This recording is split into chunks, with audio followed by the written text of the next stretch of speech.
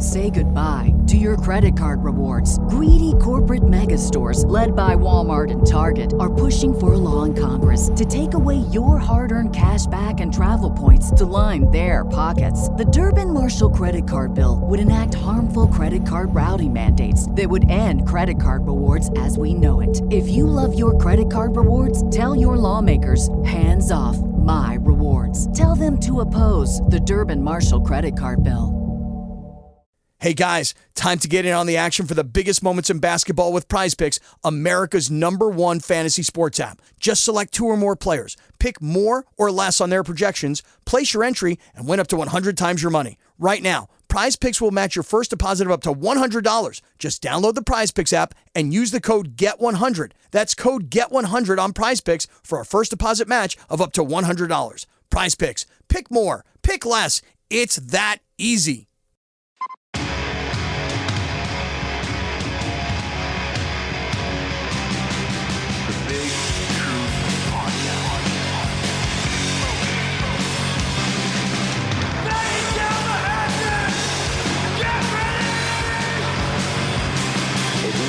Sequence start.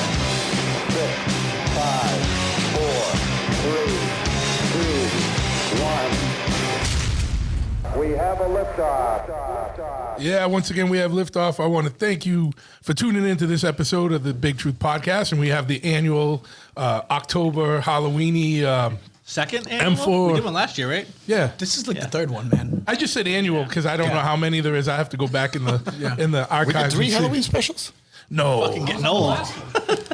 Judge was we here have during the them. last one. Yeah, we've done like 3, man. You were on the last one. I was on the huh? last one. Yeah. All right. Well, We probably just talked about dancing the whole time. yeah. Oh, and the scene from the new Halloween when she kicked the kid down, or he kicked the kid down the flight of stairs.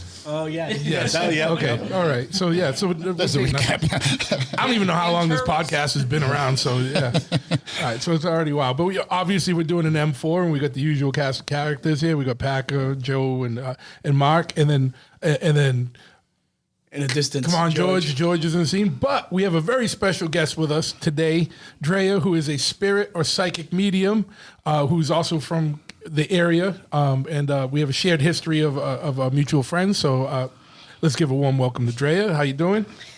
Very well. Thank you for having me. Oh, absolutely. Thank you for agreeing to come on to the mayhem over here. But yeah. So we were talking about having a psychic on for a while.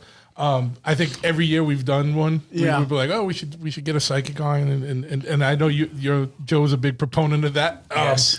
But yeah, so we were more actively looking this time, and We pulled it together within 2 weeks. pulled it together. So Good job, Jeff. this is the universe, Hey, right? nothing to do Yes. You throw something into the universe, and we weren't making any headway with people we were finding online or just in general. And then one day, my old friend Andy Jones, I don't know if I'll ask him later if he wants me to say his whole name, but Andy, shout out to Andy, who's a old friend from the hardcore scene and whatever, and graffiti scene and everything, comes into the shop and listens to the podcast. This is just the background for Packer because he was I was literally just asking. I was like, oh, wait, we should save it for So recording. that's why I'm jumping into it. So Andy came into Chopper Head one day just to hang out, and he listens to the show and was asking what we had going on, and I was like, oh, we're recording one like next week, but like we're looking for a psychic, and he goes, hey, he's like, dude, a girl I grew up with is a psychic now. Like, and he's like,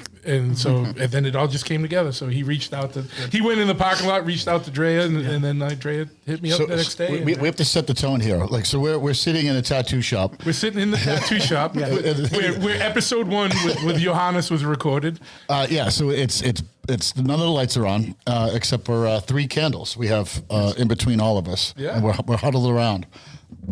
For warmth. For warmth, yeah. And it's a very warm and welcoming environment, right? So I guess that'd be my first question, right? So like, if you do it in the dark, right? Like, is there interference from the lights? What? It's just the fluorescent lights tend to be like super distracting to me anyway. Yeah, candles are a little bit more conducive, I think, to channeling spirit. But I do every week. I have for the last 6 weeks been giving readings at Play Arcade in downtown New Bedford. Oh, okay. All right. At Play? Yeah, so there are like pinball machines and Noise and noise everywhere. There's a lot of electronic interference over there. But I'm either like on the roof or since it's been cooler in their little living rooms and Yeah. then so it's a little bit, the noise is okay. Adam? But Adam. Adam's a Yeah. good friend Great of mine. kid, yeah. Yes. Me and Pack are on the Dipper, which is right up the road on Right. I Purchase was Street. telling Adam, I said, I'm doing a podcast. And he said, well, he owns the Dipper right up the street. And I'm like, Yeah. So It's a small world. So it's good that you're used to doing this in unusual places. Yes. then. Yes. Yeah, I had to boost Drea up a little bit. So, so I have a question. I don't know if you guys know. I don't know if I wasn't filled in at all. But so I don't like. Are you a psychic or a medium? Is there a difference, or are you like some people? That would have been my both follow-up powers? question. Yeah. Like, because I think some people talk to the dead or what the afterlife, and then there's people that just predict stuff. Do you do both, or are you one or the other? More so one than the other? Yeah, that's a really good question. Sorry for my voice. No, it's okay. I am in the middle of, getting through a really bad cold.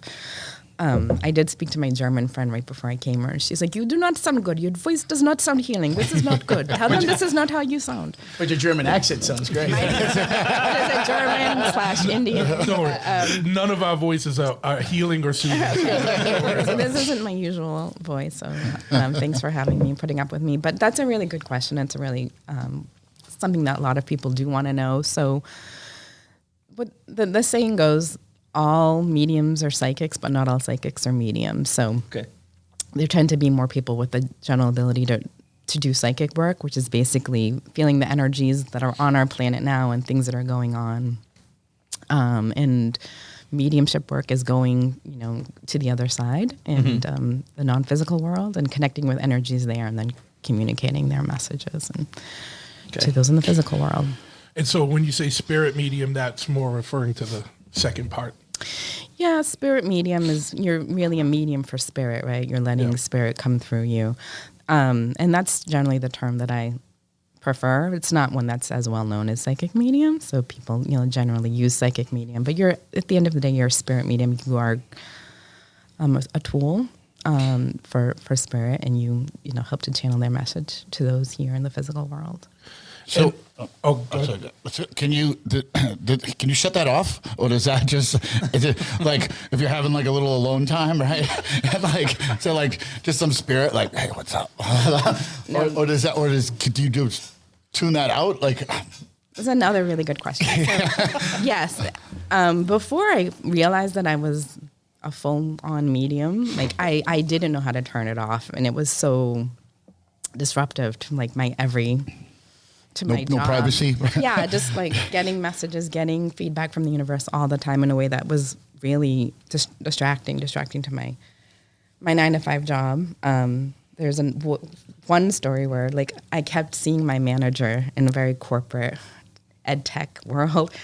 Her grandmother, every meeting, her grandmother's coming through, and I'm just sitting there saying nothing. And it's a whole other long story. So I didn't really at that time know how to turn it on and off, but it is something that it's intention. If your intention is to keep it on, then it will be on. Once you realize you do have some control and some power, you can set the intention. So I'm going to turn it down. I'm going to turn the dial down on it. So since I've practiced mediumship, now, and I am medium fully out of the closet, and I told Josh earlier that I did it for years and years before I even came out of the closet. But it's far less distracting because I turn it on, turn it off, and I can kind of go through my day without being bombarded with things. So why don't you let's go back to the beginning though? When did you first start feeling, how did you first know that something was different, or you were feeling things or getting messages from people, or when were you first aware that happened? And then tell us a little bit how it went from there to where you're at now, Yeah, and it's another really, really good question. And there's kind of a myth around if are you a true medium? And if you're a true medium, there's a narrative in the zeitgeist where your grandmother came to you when you were 8 years old and said, "I'm going to die tonight." And you went and you told your family, and since you were young, you've been messaging these or delivering really detailed messages from spirit. And even among mediums in the medium world, that's kind of I'm a natural medium. I've been doing this since I was 6 years old. And there's truth to that, but I would say all children are connected to the other side, and then certain things happen where that's shut off, and I have stories like that too, and things that happen along the way. But really in my 20s, when I was hearing voices all the time. And did you think it was like a mental thing at first? Yeah. How did you know it was? When did you know it was? When did you know it was a psychic issue, not schizophrenic? Yeah. And that's another, so this was, over 20 years ago when like mystical things, occult things are much more mainstream now than they've ever been. Sure. Astrology, all of these things. But this was, over 20 years ago. And so first of all, I told nobody ever, like who tells anybody ever that they're hearing voices? So it was really, really strange, and it was really, really confusing. The voice was always a good voice, quote unquote, it was always directing me to do the right thing. But this is a really funny story, and a little bit of a personal story. Not to cut you off, but the voice is, would you get a voice from the same person all the time or different people telling you to do? Yeah, and so I really didn't know where the voices were coming from. I kind of, and it sounds funny, but even though I heard voices and I knew they were guiding me, and I didn't think I had any kind of special gift or that this was different. I knew I was connected to the universe, but I didn't think that, I knew that I was connected and I was receiving feedback from the universe eventually. But I didn't necessarily think that I could harness that into being a medium. But you said, how did you know? So I had a long distance relationship with somebody for a really long time. And this is when I really kind of knew that okay, this is crazy. And we happened to be so he was actually in another country, and I went down there, and we were in the same city for the same weekend, which was kismet, and we spent this time together and saw his mother, and it was kind of like a big reunion for me, and something I'd always we'd been in touch and wanted to see each other, and we were together, and a voice told me get up and go, and I was like, what do you mean, and I was like, no, and the voice said, get up and go. It was just me and him, and kind of late at night, and I was like, no. And the voice said, Andrea, get up and go. And I got up and I left. And to this day, I don't know why that was, but it clearly was nothing generated from me. It was something downloading into my psyche. And you hear voices, people ask me too, what does it sound like? Sometimes it does sound different, but it's just it's like your own inner voice, but that you're getting So it's not like male or female. It's just your own kind of inner monologue. But there's kind of a different. You kind of hear it differently, and it was always very matter of fact. It was never it was never I'm on high. Come, my child, sit down. It was always do this, do that, and very. Did he wonder where you were going? Did you ever talk to him again? Did you explain I got up and I left, and he's like, "What's wrong? What's going on?" And I was like, "I don't know. See you later." You never had any closure, and neither did he. It was it didn't work out. We had a lot of reasons for it to not work out, but that was one night, and I was like, "What is going on?" And it was just, it was just constant.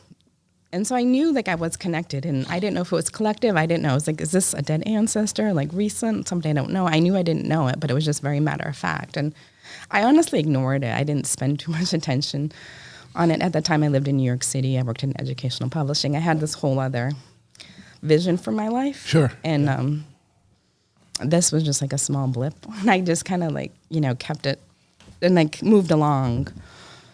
And then other things started happening. So I lost, at a relatively young age. I was in my early 30s. I lost both my parents. Some other people in my life close to me started to die. And I heard more and more, things from them that I knew were coming directly from them. And I also, during that time, I got really bad Lyme disease. So, really, really, I was disabled. And so my physical body was, at its weakest. Sure. And so during that time, it's just your reading energy, your connection to the other side it just became so much stronger. So just hearing things all of the time, and this is something I've never told anybody, I've never admitted, but I would see things it's almost constant feedback from the universe where I don't even know how to describe it, but it was things would shapeshift in front of me. So I'd be walking down the street, and then something that would be very, very symbolic or meaningful to me that was from my mother would jump out and like front and or the universe would make me turn my head to like look at it, or some things would light up and some things would jump back, and it was just a lot of feedback all of the time from the universe is how I describe it. So when you get messages, it's not from like someone. Sometimes it's someone you can see, but sometimes it's just other visual things popping out at you. Is that? Yeah, sometimes those would just be signs. And again, that was before I kind of knew how to tap into it and kind of connect with spirit in an intentional way and kind of get the information for messages in an intentional way. I was just kind of getting bombarded by things. And things that I saw, things that would jump out at me, things that would literally, to me, change size, change color, change brightness, and So in ways.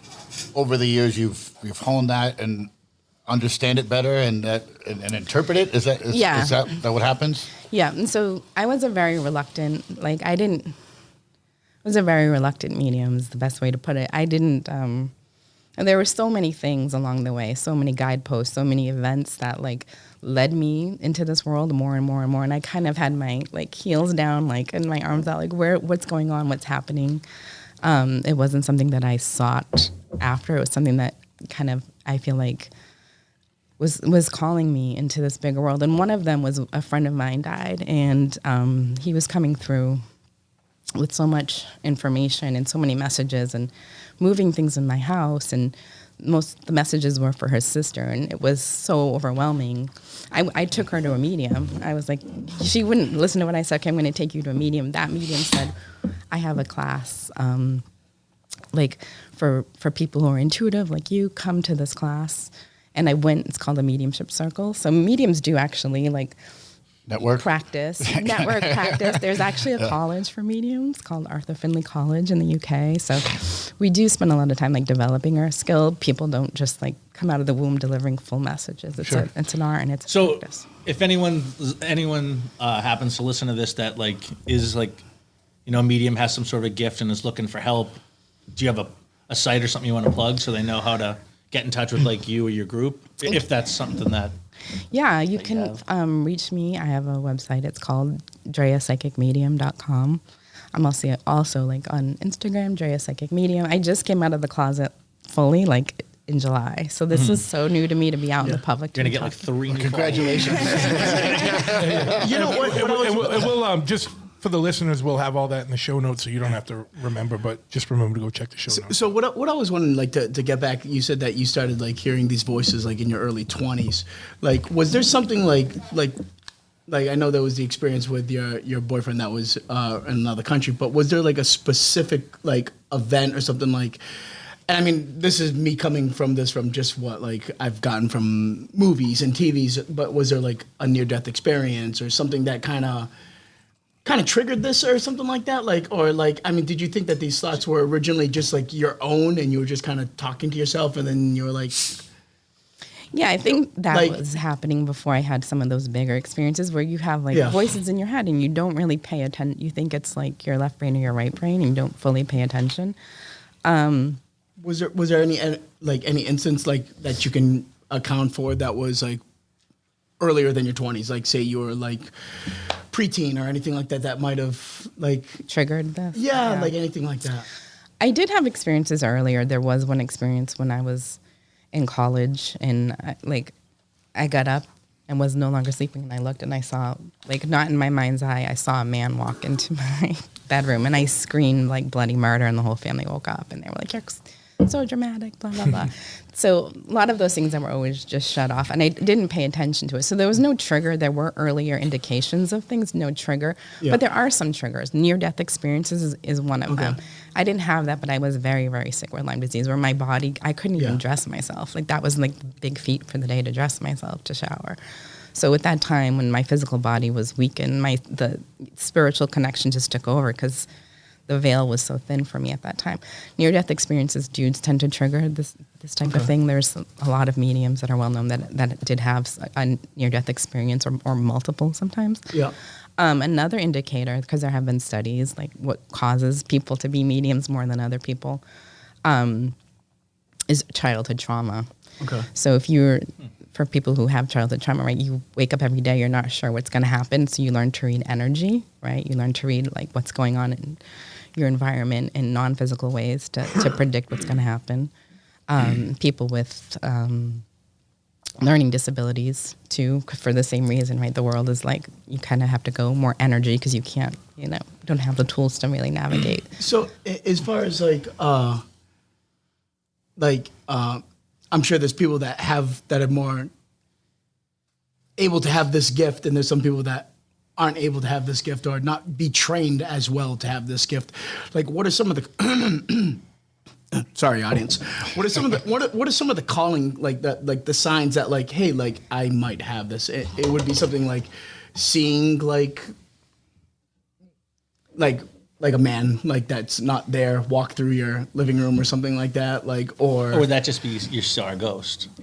Well, I mean, if you think you saw a ghost, I don't know, does that mean that you're almost there? Kind of, you have this gift that you have, Yeah, and that's a good question too. Everybody does have this ability to one degree or another. There is a spectrum, like most things. If you're just a highly empathetic person, that, you're on the intuitive path road. So just start to pay attention. Just even being highly empathetic, you're empathetic because you're getting feedback from the universe, and that's telling you I feel what this person is feeling without knowing it. If you have strong intuition that's been guiding you your whole life, you're on that road. See, I get intuitions you're gonna lose your keys, you fucking retard. For real, that's it. There's nothing positive or oh, go home, you don't need another fucking drink, right? But I look at you as somebody who's probably had a lot of childhood trauma, so you might have But for whatever reason, I didn't get dialed in with that other shit. Yeah, I literally I know I'm gonna fucking lose this, and sure as shit, I lose it. Well, isn't that kind of a gift in itself that you know yourself that you're going to lose your keys? Just some dumb shit. Get a routine, man. Put a basket by the front door. I got the fucking routine. That's the thing. I've had the same carabiner. This carabiner, I've had it since I was 22 years old. Because if I don't hook them to my fucking belt loop, then they're gone. The universe has them. Who the fuck knows, right? They're gone. So, I guess another question. So, coming in here and sitting down to do this, either before we started or as we started, did you sense Ryan was going to lose his keys? Did you shut off anything, or are you did you leave yourself open to be oh, I feel somebody wants, I know something about somebody, or somebody wants to say something to somebody, or have you shut that off so to not deal with it because we're kind of talking right now? Yeah. Does that make sense? Yeah. I haven't opened up. I just came in here like a normal person. Was there any voices that said, "Don't do this podcast"? No. You pulled up in your car, you're like I don't know, this is a bad idea. When you pulled up, did it say, "Just turn around, just get up and leave"? Leave. So no, I do, but there's being a fucking Halloween special, right? So there's positive energy and negative energy in the world, right? Something is. Can someone be haunted by evil spirits or from a dark place? You definitely are, right? I'm not. Just we are taking this serious. It's just we do like to just joke around. Yeah, it's our manner. All of us are very interested in this. She can, it's just the way we're busting balls. She can read the We're very energy interested. We're not disrespectful. We're just very stupid. No. I don't watch horror movies. I don't really. I'm the fucking guy that doesn't give a shit about any of that. I don't. But it is interesting, right? So, if there's a positive to take from all this, right? That you speak to people. I mean, could this kind of be could you also look at you guys just keep on bothering with questions. Let's calm down. I know. Let him just keep telling her story. Okay, I'm sorry. It's one after the other. Honest question. I'm getting This is the most stressed out. professional we've ever been. I was going to say, honest question, are we draining your energy right now? Draining mine. Motherfuckers are draining I thought we were doing great. I know. But then it's just been rapid fire. You guys are asking questions before she even answers one. Okay, so serious question, just kind of backpacking on what I had already asked you. So could you look at this as a sixth sense, generic thing, you're walking down an alleyway or something like that, and all of a sudden a voice just pops in your mind that could be your own voice, it's probably not a good idea to walk down that. Is that kind of like that intuition? Is that how do you know if that's not your own intuition speaking to yourself, or if that's some other being speaking to you? That's a really good question, and my advice to anybody is just pay attention. It's just paying attention to what you're thinking and then what you're feeling and connecting the two. And it's really an art of discernment, right? Because that's a question that we all have mediums. Like, did I just hear this? Did I make this up? This is crazy. I can't say this. Yeah. But it's something that you feel like you feel on another level, excuse me, in your body, in your aura, and you just know. And you've, like, if I said to each person here, like, you tell me a story when your intuition was super high and you knew to get out of there and you got out of there and it was for a good reason, or vice versa. The intuition told you to go somewhere and something really, you know. Most reoccurring thing I've ever had in my life since I was like probably 15 years old was like, don't get a motorcycle. And I know, like, I used to drive dirt bikes as a kid. I know how to drive, and like Your brother rides. Yeah, like, everyone I know rides, and like once you like get a bike, and it's just like something in my head's always like, don't get a motorcycle. So I never have. I've had the chance to get a free one once, and I was like, no, it's not for me. Like I know I can do it, but I just feel like that would be my demise or something like that. It's What do you think? You think you should get a motorcycle? No. literally someone's always but- saying, don't do it. Don't get a street bike. But I mean, there's a difference between having a feeling about something and then also just hearing something in your head say something, Right. articulate words. Right. But to Packer's point before, he's like, I hear voices that tell me just to time to go home. And, you know, just pay attention, because like I told you before, when I heard voices, it wasn't like, come here, child, sit down. Like the word Yeah, was no, loud. see, It I was just like- blamed it on the drugs. I was Yeah. like, I have no serotonin left. And there, you know, again, this is like 20 years ago, Eat, Pray, Love, or 15, yeah, almost 20 years ago, Eat, Pray, Love came out. It was a popular I book. missed that one. Eat, Pray, Love. It was a popular book by Elizabeth Gilbert, and it was kind of a new agey book, but it, like, in the first chapter, she's like, I heard a voice, and it said, Liz, go to bed. And I was like, I read the whole book like super fast, because I was hoping the whole book would be like that, because I'm like, that's what happens to me. I have a voice and it tells me what to do, and it's very matter of fact. It's very like, so it is a thing. It does happen. You just have to pay attention. Like, wait a minute, was that voice mine? Like, no, it wasn't. Like, where did it come from? And also, again, it's an act of discernment. You have to pay attention to, like, this is coming in, this information is coming in, like, you know, you have to feel it out and see what is what. And I don't know, we can maybe get into this later, but the universe is always giving us feedback, and it is, like, my clients come and I'll tell them, like, the universe, your loved ones are giving you signs. Whether you see them or not, they are trying to get through to you with signs. You just have to pay attention and use, you know, a level of discernment. If you go to the butterfly farm and you know your mother loved butterflies, probably not every butterfly in the butterfly farm is a sign from your mother, right? Right. Yeah. But if, you know, you're walking down the path and you're having a bad day and there's a butterfly that keeps, like, zooming in and out of your view and following you and close to landing on you, and you have a weird feeling like that it's your mom, it's probably your mom. Like, don't dismiss it. You know, you can't, you know, it's all a balancing act, like everything in life, but it's just like a fine balancing act. And paying attention to the voices, paying attention to the intuition, how it feels in your body. And being like, okay, that was my intuition for sure. And then next time it happens, you strengthen it each time to know whether or not it's, you know. Now, what about like bad advice? Has any voices ever popped in that have, like, given you, like, bad advice? No. That's a good question. I mean, That's the one that talks to Packer. That's the one that talks to Packer. does that happen? You're gonna lose your keys, numbnuts. Yeah. No, thank God it's never happened. And right, there's mental illness too. Like, people really do hear voices, and they're not always good voices. And there's, like, debate in the spiritual community, like, what are they hearing? Where is it from? So yeah, I guess that was part of my question. that Like, was part of your is there question. some negative energy that's part of the, like, some people that are having a bad time and trying to reach out? Yeah, and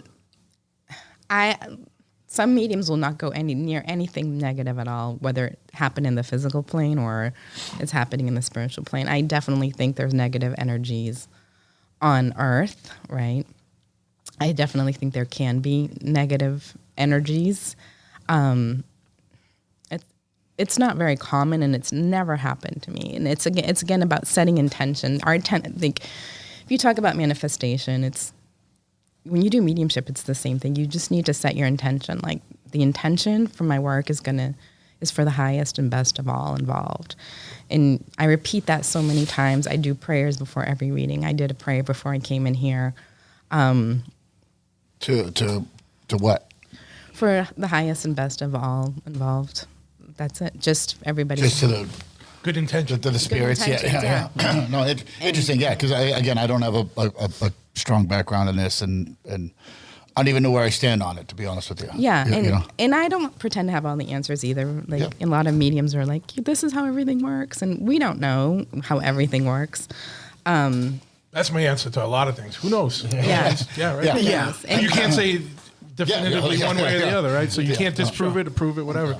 But going back to your kind of journey through this, like you started getting messages and feelings and everything. Like, how did you go from like, and then at first you didn't want to kind of come out about it. Like, what made you kind of like? How did you kind of harness the skills? Like, I know you said you started meeting with other people, and like, when did you decide? Like, what was the deciding factor to come out about being a medium or having these kind of abilities?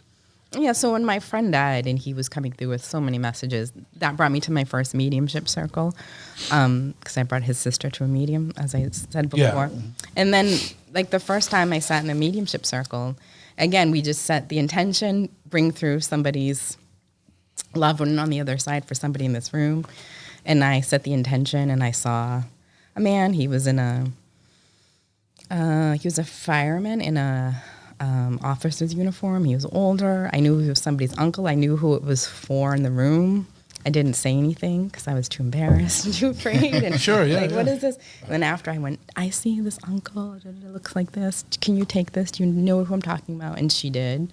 She understood. And so I was like, okay, like this is so. Every time I went, it just made more and more sense, and I could do it more and more. And I was like, oh, okay, because prior to that, I really felt like an alien, and I really was isolated. I really lived like as these gifts became stronger and stronger, the more I pulled away from people. And so this started to make sense. And the reason that I did that is because it's really like, you know, I see the world through energy. And again, this became much more heightened after I had Lyme disease, but it's energy. So I see somebody, I know whether they're a good person, whether they're a bad person, like pretty quickly. Like a lot of people have that ability too. So I call it the push. If Yeah. you get in the room with somebody, no, seriously, like, and they, you get like a little, fuck that dude, right? Like, or like you get a little push away from them. yeah, and it's hard when you're out socially and everyone's having a good time, and there's somebody in the group who has like such bad energy that your skin is crawling, you know. And, What the fuck is that, dude? Fucking nice guy. He doesn't have bad energy. He just loses his keys, dude. Motherfucker, I spent the afternoon with my fucking child. Like, So I have two questions, and I hope I'm not gonna. All right. So as far as when you were saying when you saw like I guess the title would be like proper term would be spirit of like the older man who was like dressed in a fireman's outfit. Like when you come across like a spirit like that and you see something like that, like I mean, are you seeing it like kind of in your mind? Are you seeing it with your own eyes? And like, is it like a full like thick apparition where like you're seeing like how you would see me? Is it like translucent? Like Does it look like the spirit of Obi-Wan Kenobi from Star Wars? yeah, glowing blue. I mean, if you want to put it in terms like that, I mean, most of us are pretty movie nerdish. So I mean, like, how do you like? How does that come across to you? yeah, generally when mediums give readings, we're seeing it in our mind's eye. Okay. So, and sometimes that's super clear. Like I can see it super clear in my mind's eye, like you, and sometimes it's just like very blurry or something. Like I can see the hair but not the face, or vice versa. But there are cases, you know, where you can, and not just mediums, but you know, normal everyday people, you can, like that. I told you the story before. When I was in college, I woke up and I looked at my doorway and I saw a man walking in clear as day. It wasn't in my mind's eye. It was like I remember his clothes. I remember the look on his face. So that's like an apparition. And I know people have seen, that's the only one that I've ever had actually. But some people have seen apparitions very clearly. Some, you know, do look a little bit more glowy. So it depends, you know, there's a spectrum for that too. Like how spirit is coming through into this physical world, but they can come through in bizarre ways. And it's really, like, even though I do this, every day, and to some level, it just blows my mind the way that, the other side can connect with us when we're open and when we pay attention, and they're always there, and it's mind blowing. Can you, as a medium, like if you see, like I know you only saw that one time, but maybe you've talked to other people. Can you, if you see an apparition, can you interact with that, or is that just kind of residual energy, or like, you know what I mean? Like that's different than someone coming through from the other side with the intent of speaking to you or through you. Right. You can interact, and a lot of times though, it's just like when people have alien sightings or see aliens, and Josh and I spoke a little bit about that. Oh, we're gonna get into that. Oh yeah, we gotta get into that. But the reports are right when there's alien sightings. It's like it's nonverbal. So a lot of times when people see apparitions, they're like, I knew what that person wanted to say or why they were here, but it was nothing verbal was exchanged. Nothing communicated. Nothing communicated. So that's verbally the word. So another question that I had, and I know you brought it up briefly, like you said you had lost both your parents in your 30s. Mm-hmm. In your 30s, and you're obviously like hearing these voices and kind of figuring out that you had this gift before you lost your folks. Like, did you ever like talk to your mother or father about this? And like, is this something that kind of like runs like are certain families like? Is this like a hereditary thing where certain families kind of like are more powerful with this? Like if I was like, if my sister was say like a psychic medium, like does my mother have that type of gift? Like does it run like down kind Teen of? Wolf, like, Genetic. I'm just wondering, is it like stronger in certain families? This like, pack is one horror movie reference. you get what I'm saying? Like, I mean, like, did you ever like, you're like, because I know, like, there was times where, like, in my family, I'm sure everybody's family has like similar stories, but I mean, it's like a gift or something like that. It's like, oh, like your grandmother used to hear voices and like could like have premonitions of things that came true. Like, is this like a family thing that happens a lot, or is it kind of just all over the place, or what? Yeah, and I don't have like a lot of data to back up my opinion on this, but it does seem to run in families. But that's not to say if nobody in your family has any knowledge of this or has used their intuition in any like out of the normal way. Doesn't mean that you're not psychic or you're not a medium. So it's not like a direct correlation. I do think it does tend to run in families. Never said anything to my parents about it. Never would. And I didn't tell them about most things. And Do you have siblings that like share this with you? No, I have 3 brothers, but wouldn't be open to this. But I do have a grandmother when I look back who was super, super empathetic, and like she couldn't watch horror movies. She was just like overwhelmed with, because it was too fearful for her, and she just felt too many emotions. I kind of think she had some ability looking back. Okay. Yeah. One question, I guess I'll try to make this my last question. So you or like mediums in general, let's say like someone close to you has passed away, a friend or family member, can you communicate with them? And if so, is there like a period after a period of time where it kind of dwindles or stops? Do you know what I mean? Like if someone you really care about, you're like, you know what, I really want to talk to my uncle today. Can you do that, or is it like? Yeah. So. And does it go away over time? Does it go away? Yeah. Yes, you can. If you call on them, they will send feedback. You have to pay attention. But I can't read for myself like I can read for other people. Okay. I can't even read for people that I know well like I can other people, because, your human mind starts to kind of enter the picture, and then you're like, is this a memory? Did you tell me this? And you kind of lose the connection. You lose the. Okay. I'd be curious to see. I'm sure there's going to be a study on it, right? Like, I kind of wish that we looked this up a little bit before. Like, has a medium gone like in an MRI of like, have they seen like what parts of the brains are firing that it might be different than that's like? An interesting question. Yeah. You know what I mean? I'm sure it's got to be out there, and I wish I looked this up before. But are you familiar with any of that? Like any actual studies? They definitely have studied, and they definitely do MRIs, and there's a lot of universities that are looking into this. I don't have a whole lot of information on that data. I should, but I don't. It's the third eye gland. Pineal. Was Yeah, it the the- pineal the- gland? yeah. That's a Craig Satari reference right there. I've talked Yeah. to extent The pineal. the pineal gland. Yeah, Yeah, you gotta stop using fluoride toothpaste if you want that Yeah. thing to crack open. yeah. So people talk about that. I have heard of it. Yes. Yeah. Interesting. Oh, okay. So, me and you were probably gonna eventually. This is a question that one of us was gonna ask, but I'm gonna jump on it before you do. Okay, it's just my Way to take podcast, over the- but it's all right. It's all right. Just taking over your podcast, bro. I'm sorry. The Big Joe podcast. Yeah, I'd like to thank all my Patreon supporters. What are your thoughts on psychedelic drugs? I'm super excited about all the new research around psychedelics. I mean, like, But do you feel like that has that enhanced, or does that in any way affect your kind of medium type communications or abilities? I've only ever done one psychedelic. I did ayahuasca when I was in Brazil many years ago. So how You was did the big one.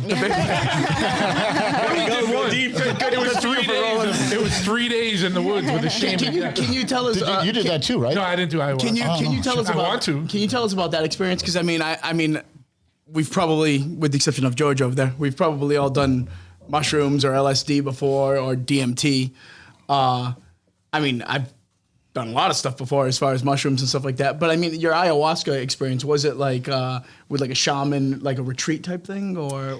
It wasn't with a shaman. I was with some Brazilians who did it frequently. There's a religion there where they do it every week, believe it or not. Yeah, there's a lot in Brazil that with ayahuasca, but I didn't do it with a shaman, so maybe I didn't have the full experience. It was very interesting. I saw a lot of nature symbols and a lot of the geometric patterns that people talk about, and when they're on ayahuasca, I didn't have any big revelations. Also, though, like at that time, like I told you, even before I started to like harness my psychic and then mediumistic abilities, like the universe was always shape shifting and talking and like flooding me with information. So that experience felt distracting to me. Meaning, like, I don't know, I got sick. You know how when you're on ayahuasca, it really takes a lot out of you, physically. It's a heavy duty situation, So I just I'm excited about psychedelics. Do I think it's for everybody? Like, I love the healing. Like, they're just doing so many studies around it with trauma, and like I'm especially excited for people with trauma with psychedelics. So microdosing seems to be microdosing and doing a lot of good for a lot of people. Do you? No, but going through it, so you felt that it was distracting and it was taken away from the other abilities, or was it like was it like something that's completely different, or did you feel like it was tapping into the same kind of energies? Yeah, I was definitely tapping into the same type of energies. I was definitely taken to a place that I had never seen before, and I definitely felt like it was live and talking to me and all of those things. And I would give it another chance. I just didn't leave that experience feeling like I was spiritually more spiritually connected. Okay. You know, because you probably already were pretty connected. yeah, going I think in. that's why. You know, I'm not entirely sure, but like I didn't do it with a shaman. Like I said, I did it with some. But did you feel like it enhanced or detracted from your natural abilities at all, or did it affect them in any way? Yeah, I don't know. Like, that's a good question because I wasn't reading at that time. Okay. The only thing that I do remember is feeling very, very drained for a couple of days from it, from the physical aspects of it. But yeah, I think that's normal, even with like mushrooms and shit, right? Like I'd trip, right, and then like you get a day or two, you just feel physically like shit, but then like a couple days later, after mushrooms, you feel like a champ. Like the next not me, day. bro. No, Like, you know, man. I mean, like 3-4 days later, then I'm a little more dialed in. I've done mentally, like, you know, when you do, at least me personally, when I've done anything that's higher than like 4 grams or something like that, like the next day, like I am kind of wiped out, like, and it's probably half of it's probably dehydration. Yeah. But, I mean, that's good. Yeah. You know, after when you get hydrated and stuff like that, like you kind of see things like very crystal clear. And like, I honestly, you're very, very That's what I'm saying. Like, 100%. I've had the same experience. Like, But I just think for me, I was so stoked that I was all hyped up the next day. like 24 hours I was later, all I'm like, charged. fuck me. Nah, I'm all like, fuck yeah. Dude. Except for when you eat a chocolate bar and you're in Brooklyn and you think you're stuck in a Renaissance fair, then everything sucks. next year. No, Next year. No. King Richard's Fair, bro. No more, dude. No more in public. I have I a had the healthy worst time respect at for it. fucking King Richard's Fair. I have a healthy respect for it. All right. No more in public. We're about 45 in, so let's do a shot. Okay. Where are you? I'll get these poured. Okay. And then we'll do McGillicuddy's. For the listeners at home. Thank you. And for our Drea's on guests. drinking. It's For all our just the four Patreon of us. subscribers, Thank you. Appreciate you. Thank you. And for Drea for coming in and dealing Thank you. with it. So another question I have, like, are you ever just scared that you're just gonna wake up someday and this gift is just gonna be gone? And would that be a blessing? Would you be like, oh, I get to just read a book and not be bothered? Like I get to catch up on reruns of The Sopranos, like.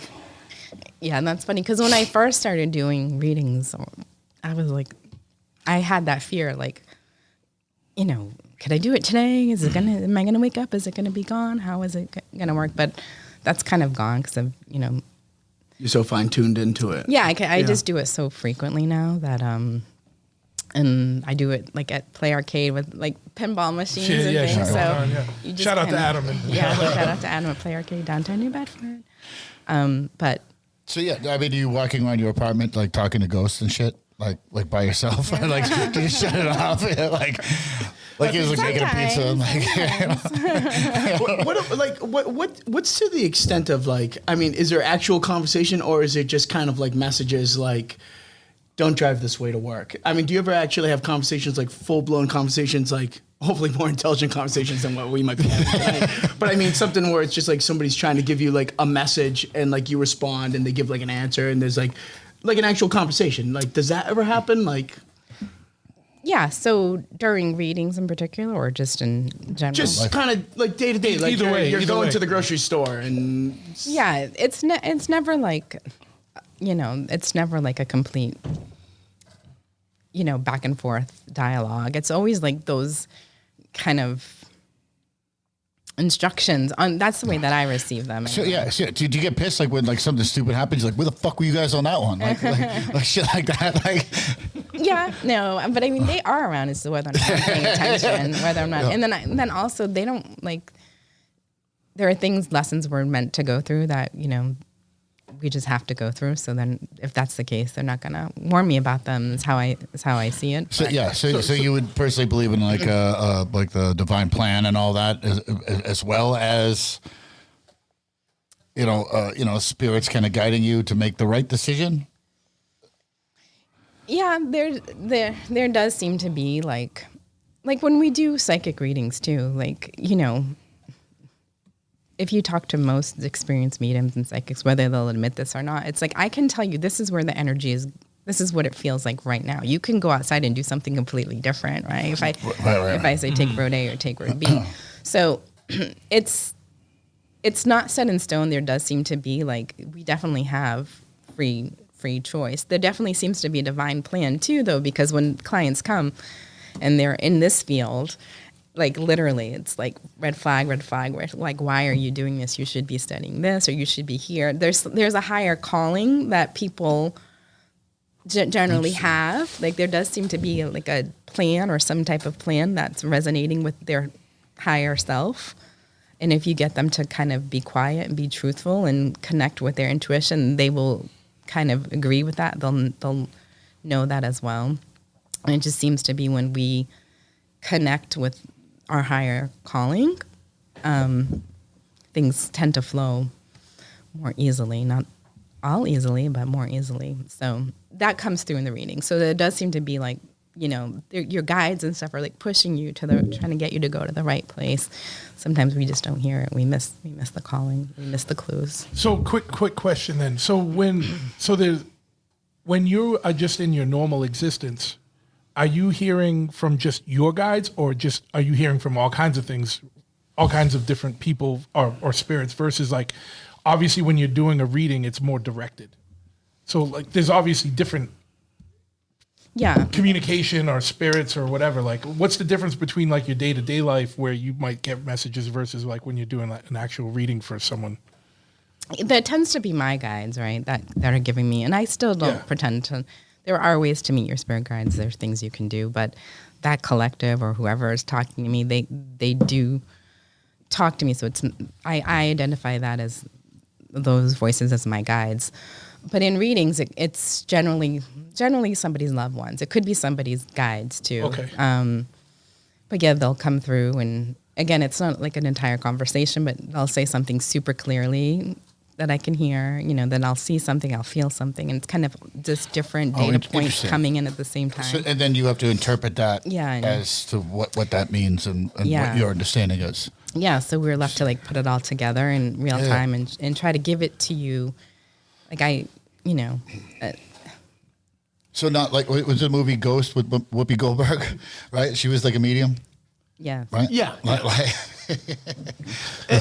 One thing, another thing that I was kind of wondering, like you talk about like you're getting messages and stuff like that. Is there ever not like any messages? Is it ever like, just like the messages like,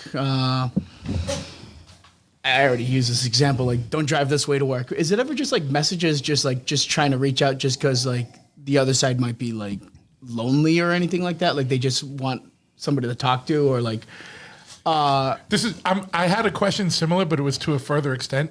okay, So- we'll piggyback onto it. Yeah. Like, I own a business, and some customers come in and they're easy to deal with, and some come in and they're just fucking punishers. Do you have punisher spirits that just bother you and annoy the shit out of you?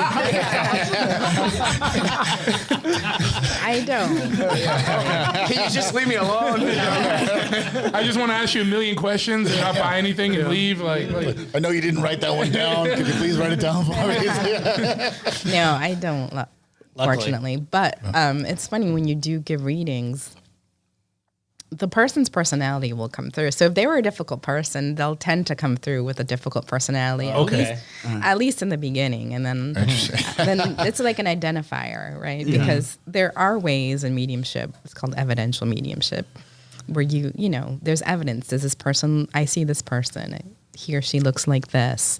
This was their employment. This is their personality. Can you validate this? And yes, no, that type of thing.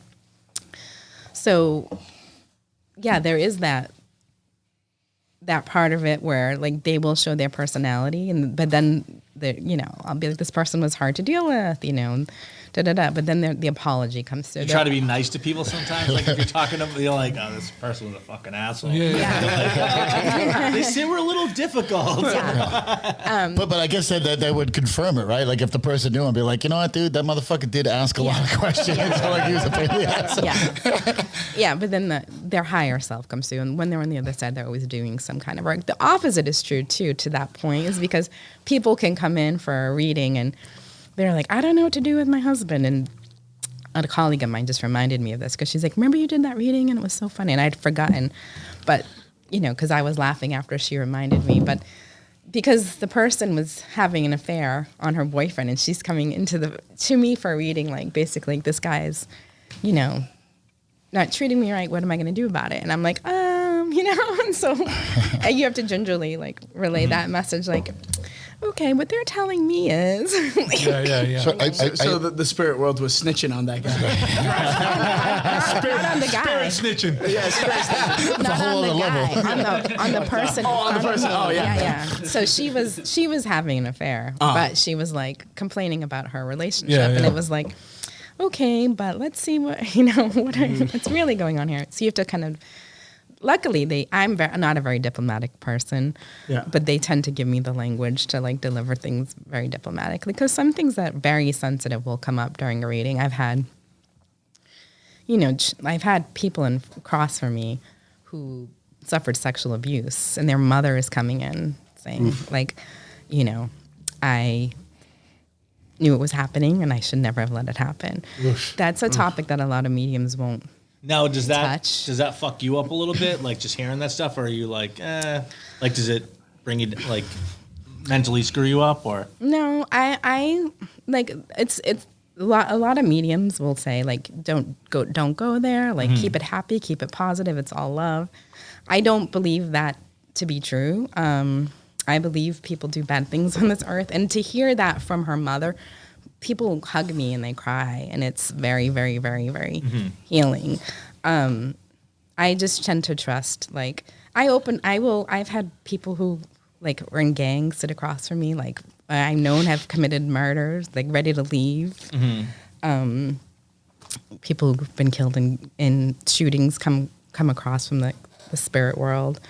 I've like kind of set the intention that I'm open to anything as long as it's healing. So if this person was super dark, that's okay as long as this is healing and the person is ready to hear it. So this woman in front of me, I don't think she would have wanted to hear from her dad, but hearing that message from her mother, she was like, I mean, she's like, I can't tell you how healing that was. And so it's I bet. like a totally humbling experience for me. Totally take myself out of the picture and just kind of do the work of spirit. Has there ever been, and I don't want to use the term slip-ups, but has there ever been something that like a spirit has told you that you've relayed in like, I guess like a poor way to somebody that's come to you, and like that person has had like a bad reaction, like that wasn't like an emotional healing? I mean, obviously, not to name names or like get too deep into it, but I mean, like, yeah. I'm trying to think. I think there was like when I first started giving readings. Again, this woman came for a reading, and I got her whole. She wanted to know like her family dynamics, what was going on, and I went through all her children, and everything was yes, yes, yes, and I got her husband, and I could see some infidelity on his part. Yeah, I didn't say that to her. I tried to be more diplomatic because, again, we're not always right. We're not always right. Are these two living people, and you could see infidelity? Two living, yeah. And yeah. you saw infidelity on his part, yeah. Wow. Now was like a spirit like kind of saying that? But you look at me, bro. Like, I'm fucking divorced, bro. I was fucking very faithful. Yeah. Now was there like a spirit that was like telling you that he was having an affair, or was it just vibes that you picked up, or? Yeah, it's the same thing. It's just kind of like you see an image, you get a vibe, and it's also like there's different clairs, right? So you can be clairvoyant. That's when you see things generally in your mind's eye. Okay. Clairaudient, you hear things. Clairsentient, you feel things like physically, and you can feel someone's emotional pain or physical pain, like knee pain. And another one is claircognizant. So sometimes it's just like you're just downloading stuff and you just know, which again, remember when I told you it's like hard, like I was really kind of isolated before I realized like what was going on with me, because like my best friend, like I did not like her partner at all, and it's like, come over to his house. Bitch, I told you. Yeah, and it's like, you know, I didn't say anything because like I didn't have reason to, but I just like, this guy is not a good guy, and I would go in his house and like want to run out and. See, yeah, I didn't understand that aspect of it. It was living people also. Yeah. So I thought you were just talking to the spirits. No shit. Out of those things that you mentioned, which ones do you experience, or all of them? Yeah, I experience all. You can also smell things and taste things. So they'll use any of your senses. I started being really clairaudient, like I told you. Then I was like, oh, I'm clairvoyant. Now it tends, in a lot of readings, it's just claircognizant. It's just like, you know. I did a reading for somebody the other day, and it was like the spirit was telling me like when he was a child, his family life was very unstable, and I literally could feel like his friend was saying no, and I was like, and we went back and forth, and he's like, oh yeah, that he didn't. He's like, well, he didn't grow up with his parents. He grew up with his grandmother. I was like, okay, well, that's what, like, he's trying to tell me when he was 7, this happened. But he literally made, like, the floor underneath me feel, like, wavy, which is very, very weird and doesn't usually happen and sounds very woo-hoo. Oh. But, like, he kept saying no, and the spirit was like, yes, and, like, making me feel, like, actually, like, physical, giving me physical evidence to make me, like, so that I just stood with the message, and it was right. the person I was reading for figured it out. But so they can come through like in any way. You just have to pay attention, and it's crazy the way that they do it. It's really mind blowing. Like after just like a day of you doing readings and stuff like that, like how draining is It's this very for you? I was just gonna ask that. 'Cause, Like, I mean, like, it sounds I know- physically exhausting. I know, like that. Like there's that saying that like all therapists and stuff like that have a therapist, and like I imagine it would be much like, you know, like a doctor or like say like a prison guard. Like it's almost impossible. You have to be a certain type of person like not to take that home with you at the end of the day. And this is just who you are. Yeah. So I mean, what do you do to relax? No, that's a really good question, and I'm actually glad you brought it up because it is really, really draining, and like people kind of want readings from us all the time. Sometimes like people in our personal lives, and I want to read for everybody, but it's physically takes a lot, which is why I have a cold right now, and I've had it for 2 weeks because I'm like kind of burning the candle at both ends and doing a lot of readings. And Is this this must be a busy time of year, I'm guessing, for you? yeah, and just in general, it's been a busier because I've come out of the closet, which is exciting. So yeah, it's a whole. I have to kind of learn how to manage it better. Yeah. I mean, Are you available on Wednesday nights at the Dipper Cafe? Like, let's cut to the chase. How exhausting is it? Psychic reading, half off of a pizza.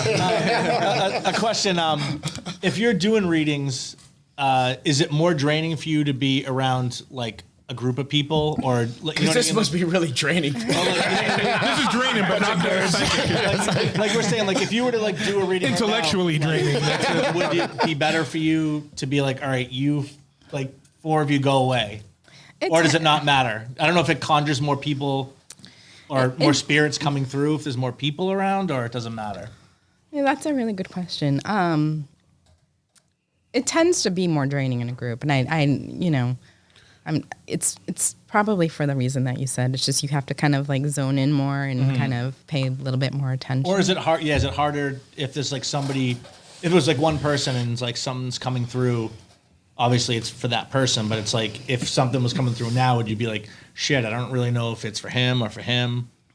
Yeah, that both. Or like the person outside or something like that? Or is A random guy walking down the street. You're like, I don't know. Hey, Like, that dude's wife. pizza place? I don't know. Yeah, and again, it's about setting the intention. It's like so funny. It's just about if you apply the skills for manifesting in the physical world to mediumship, it generally works that way. So if you set the intention, like I want messages for the people in this room, it generally, you know, it generally flows that way. But yeah, you can cross because people will come in, you know, someone's partner will come in, they'll say, oh, can my wife come in or my husband? And I'll say, sure, but sometimes I'll get a crossover for their partner.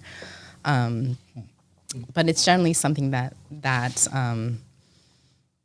you know, is good for everybody to hear when that happens. So they have their own, I mean, it's really, really crazy how spirit will make themselves known and to whom and to what and how. And what a lot of psychics too or mediums will tell you is that they will bring the people to you that, you know, you can be the most helpful to, or you have something that you are going through together at the same time. I was going through like a lawsuit and they brought somebody right in front of me was going through the same kind of lawsuit. So it's just, you have like a whole, you can read it spiritually and then you can also say like, oh, you have a human knowledge base to help them. I was just talking with somebody about, I was just talking and we were talking about how bipolar disorder is like overdiagnosed and borderline personality disorder is underdiagnosed and what the symptoms are for borderline. And we went back and forth and somebody came in for a reading and he sat down and he looks like, you know, the picture of perfect health. And he said he wants to talk about his career. And like, then I started getting them. They were like, he's undiagnosed borderline. And I'm like, this is not true. Like, are you just arguing with them? Like, I just had this conversation. This is not true. And they're like, no, you know, and then I told him, listen, do you experience this? Do you experience that in your work? And he's like, yes. I'm like, I'm not a medical professional. I can only give you what they're giving me, but they're telling me perhaps ask about this because it seems like you're undiagnosed. And he was very open to it. And again, I trust spirit that if they tell me information, it's because the person is ready, is open to it. Because I know not everybody would be, but yeah, I mean, there's got to be a point, right? They're already in front of you. Yeah. But I do set that intention so that I let like you're them not talking to guide the me. guy on the train. Like, Yeah. So I noticed that while we've been having this conversation, I noticed every now and then your hand pops up and you kind of for scribble, kind of doodle, like is that involuntary or is that just you're picking up something and like your hand leads itself or like Yeah. I'm wondering what's just going on. I do that in readings, and I didn't even realize that I'm doing it like now, honestly. I just kind of do it to zone out. And so probably when I'm doing it now, it's like just to... So is there anything... Do you ever do automatic writing? I have done automatic writing, yes. Have you? Tell me about automatic writing. I don't know about that. Have you, Josh? No. No? He knows enough. I don't know if to ask the question. He's got enough businesses. He doesn't need to be involved in this. What is this automatic writing? I'll give you my card, automatic writing. But I mean, as far as what like you've been kind of just scribbling down, like is there any meaning to any of that, or is that No. just Yeah, just Okay. me scribbling. Automatic writing is you stand there with a pen and stuff comes to you and you start writing. Well, yeah, I mean, I can assume that, but channel like, it, yeah. you're channeling that energy. Yeah. But you've done that. That's been a thing. Yeah, I have done that. You just set the intention. To take your brain out of the way, your ego out of the way, yourself out of the way, and let spirit come through and like guide your hand and write. So is that? But that's not what's happening. No, right this there. is just me, like human, just scribbling and just kind of getting out of my way, my mind. She's writing, fuck you, Joe. Cool. So yeah, I mean, that's it. I mean, like, this podcast is over. these guys are nerds. Nerd herd. So One quick question, real quick, because I don't want a lot of quick questions here. I know. I'm just trying to get one in before you, dude. All right, sorry. You mentioned spirit guides and you mentioned spirits of loved ones. Are there any other types of entities or spiritual type beings or whatever that you're in touch with as a medium, like, or that reach out to you? Like, what are the different types of entities that you'd be in contact with? Yeah, another great question. So mediums and those in the kind of metaphysical world will talk about different types of beings, one being the ascended masters, which is basically like Buddha and Jesus and The heavy hitters. the heavy hitters. I'll say that they channel the ascended masters. Others will channel angels, and there's, they go to the different angels that they say that they communicate with. And again, I don't pretend to have all of the answers. Something that I have found fascinating is watching near-death experience testimonies. I don't know. That's such a new phenomena with modern medicine, right? Before, people are constantly dying and coming back to Earth now, and there's a lot of data on what that experience is like. And there's a book, Proof of Heaven, I think he was a neuroscientist. I think he was a neurosurgeon, and he documents his experience of like dying and coming back. One thing that people do say, if you read those near-death experiences or you watch them, there's tons of them on YouTube. I love to watch them. And they do say, like, there's definitely common themes from people across the world, across socioeconomic and political and racial backgrounds, and they have all of the same kind of similar experience. One of them is that they see people that they knew here on the earth that they love. There's a reunion of souls. A lot of times they do have the life review of their life and who they hurt and who they were helped to heal, and they feel those feelings. Another common one is spirit guides. So they do say there were two people that were with him that they knew were their spirit guides. That's a common one. That's also one that's rooted in Native American history. So I don't always know who I see and like, is this an angel? Is this my spirit guide? I tend to stay spirit guide in that realm, but that's not to discredit the angels. A lot of people do work with angels. It's just I haven't personally been connected in that way. And I'm also like a very skeptical medium. I told Josh when we talked, like I don't just buy, and I never have. It was like a slow pull into the universe. I kind of went kicking and screaming because there is a lot of there's a lot of woo stuff that is not rooted in, it's not very healing. It's not very accurate. It's a lot of people go into this work because they want to feel special or they want to stand out. Yeah, charlatans, right? Yeah. Houdini did a lot of work on debunking a lot of things. Well, that was one thing that was one thing I was going to ask about. Like, what do you feel about and I actually think that he had passed. He died a few years ago. But as far as people like the Amazing Randy and stuff like that, who said that there was nothing that kind of made a career against people that were psychics or mediums or spiritualists and stuff like that. Do you have an opinion on people that just? I mean, I don't have a strong opinion. I think skepticism is good. I think it's healthy. I think everybody should have it, including people who are rooted in the metaphysical world. Yeah. I'm not here to convert anybody. If someone's against it, just I do have people who will come sit in front of me for a reading, and if you're skeptical, that's great. But if you completely don't believe in this, Yeah, why are you doing yeah, it? then don't come for a You're reading. wasting both our time. I'm not here to prove. I'm not here. Yeah. You know what I mean? So that can be a little bit annoying. It doesn't happen frequently. It generally happens when the wife is like, "You need a reading," and the husband's like, "Rah." Yeah. Why am I here? I'm an alcoholic Any painter. amusing stories that you can tell us about that? Any amusing stories you can tell us about those a situation like that? Because I'm doing readings at Play right now just for promotion, and they're free. They're complimentary. And so it's been 2 weeks. When do we close? So we close at 2 a.m. So after 2 a.m., you could go down to Play Arcade. That's New Bedford. What Probably street is that? asleep by then. Again, Adam is nice. Go to Play Arcade and get a nice reading for free. What nights are you doing that? I'm there on Wednesdays. Give her a tip if you do. Yeah. Is it fucks? Is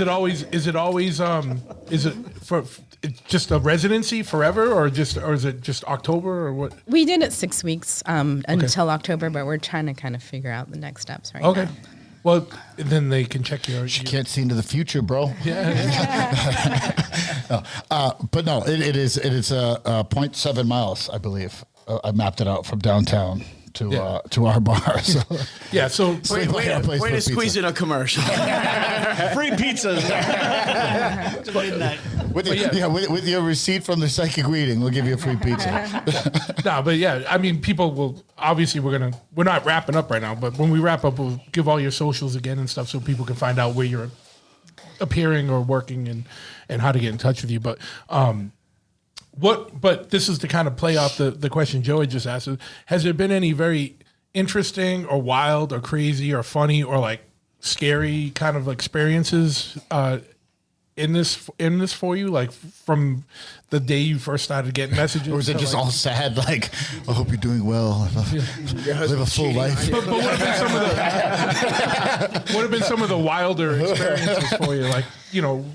Well, one of the wildest was it was in February, and I was giving readings at Women of Wisdom. It's in Easton, outside of Boston, in Massachusetts. And somebody came in for a reading, and it was a Thursday, and I was covering, and she came in anyway, and she didn't say anything. I brought through somebody. I was like, "Oh, there's somebody here for you. It's a love interest, your partner, male," and she's like, "Yes."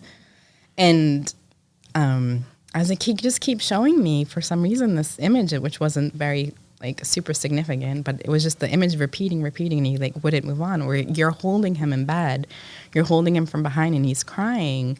I keep seeing that image. Is that something that you did often with him? Why is he showing me this? He's like, yeah, I just did. She's like, yeah, I just was doing that Saturday night. And so first that 0.5 seconds, I thought she was way out there, because sometimes we do get people who are a little bit, unfortunately, Sure. struggle with some things. And I was like, oh, okay, so you were doing that, you were holding him in spirit, on Saturday and rubbing his back. She's like, no, he passed away this morning. Oh shit! Get the fuck out of here. Wow. Yeah, and she came in for a reading, and I was like, whoa. Oh, that's She came in for a reading like hours later. Hours later. Yeah. Like, it's like, I need a the true combination believer. to the safe. I used to have where did I lose my car keys? my old accountant. He was like, I found out he was a medium. Like he used to teach. Accountant / medium. No, but he was a teacher at Berkeley School of Music. Mark, And, don't do this investment. So somebody I knew like was his teacher. Andrew List. What's that? Andrew List. No, his name's Martin Dennehy. Okay. So, anyways, like long story short, Get right up on that he mic, bud. supposedly he was a medium or whatever, and once I found that out, when I went to do my when I would go do my taxes, I'd be like, "So what's up?" Like, He's like, I foresee an audit. Things don't look so good. for the longest time, like he would like tell me like about his gift and whatever, and I'd be like, so Get right up on that mic. He'd just be like, "You got no one, bro." Like, Get closer, bud. he'd be like, "You got no one, bro." I was like, "All right, whatever." So then, a year or two later, I go to him, and we do our thing, and then afterwards, I'm like, "So you got anything for me this year?" And he's like, "Yeah." He's like, lung cancer. He goes, it's really painful. And he started like rubbing, like going like this. And then he said lung cancer. He's like, someone you know just passed. They have blue eyes. Take away your mother. They're in a lot of pain. Nope. And I was like, Martin, I don't know anyone that's got lung cancer. And he's like, all right. So I leave. I go home. I'm living at my mom's house at the time. I wake up the next morning. I go upstairs. My mother's bawling her eyes out. And she was like, my mom just got diagnosed with lung cancer. Wow. They said she has 24 hours to live. I was like, what the fuck? No Every shit. hair on my fucking body stood up. Yeah. This guy lived in Dedham, actually. And so I went outside to my car and I called him. I was like, yo, I'm like, remember that shit you just told me yesterday? He's like, yeah. I go, well, turns out I didn't know anybody that had lung cancer, but my grandmother was just diagnosed with it like around the time probably that I was at your house. She was in the hospital. She was sick, so she went to the hospital. I didn't say nothing about this. Like, I didn't even know she was there.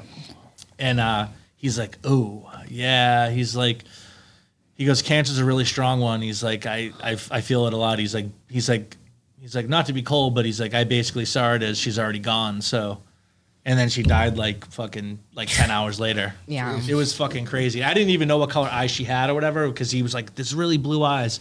So like right after her funeral, I was like, what color eyes did Nana have? And she was like, blue. And I was like, so then I told my mother the story. I was like, you're not going to believe this. And I told her, and she was like, wow. Yeah. Yeah, and so like, after that point, and that guy like didn't ask for a dime, Yeah. like nothing. He was He was just feeling it while he's doing your taxes. But you know the crazy thing, the most fucked up part of the story is you didn't know what color your grandmother's eyes were. yeah. You fucking jerk. So My Nana, Mary McGee, had blue eyes. this is a question that I'm actually super interested in, but it's also like a comedic one.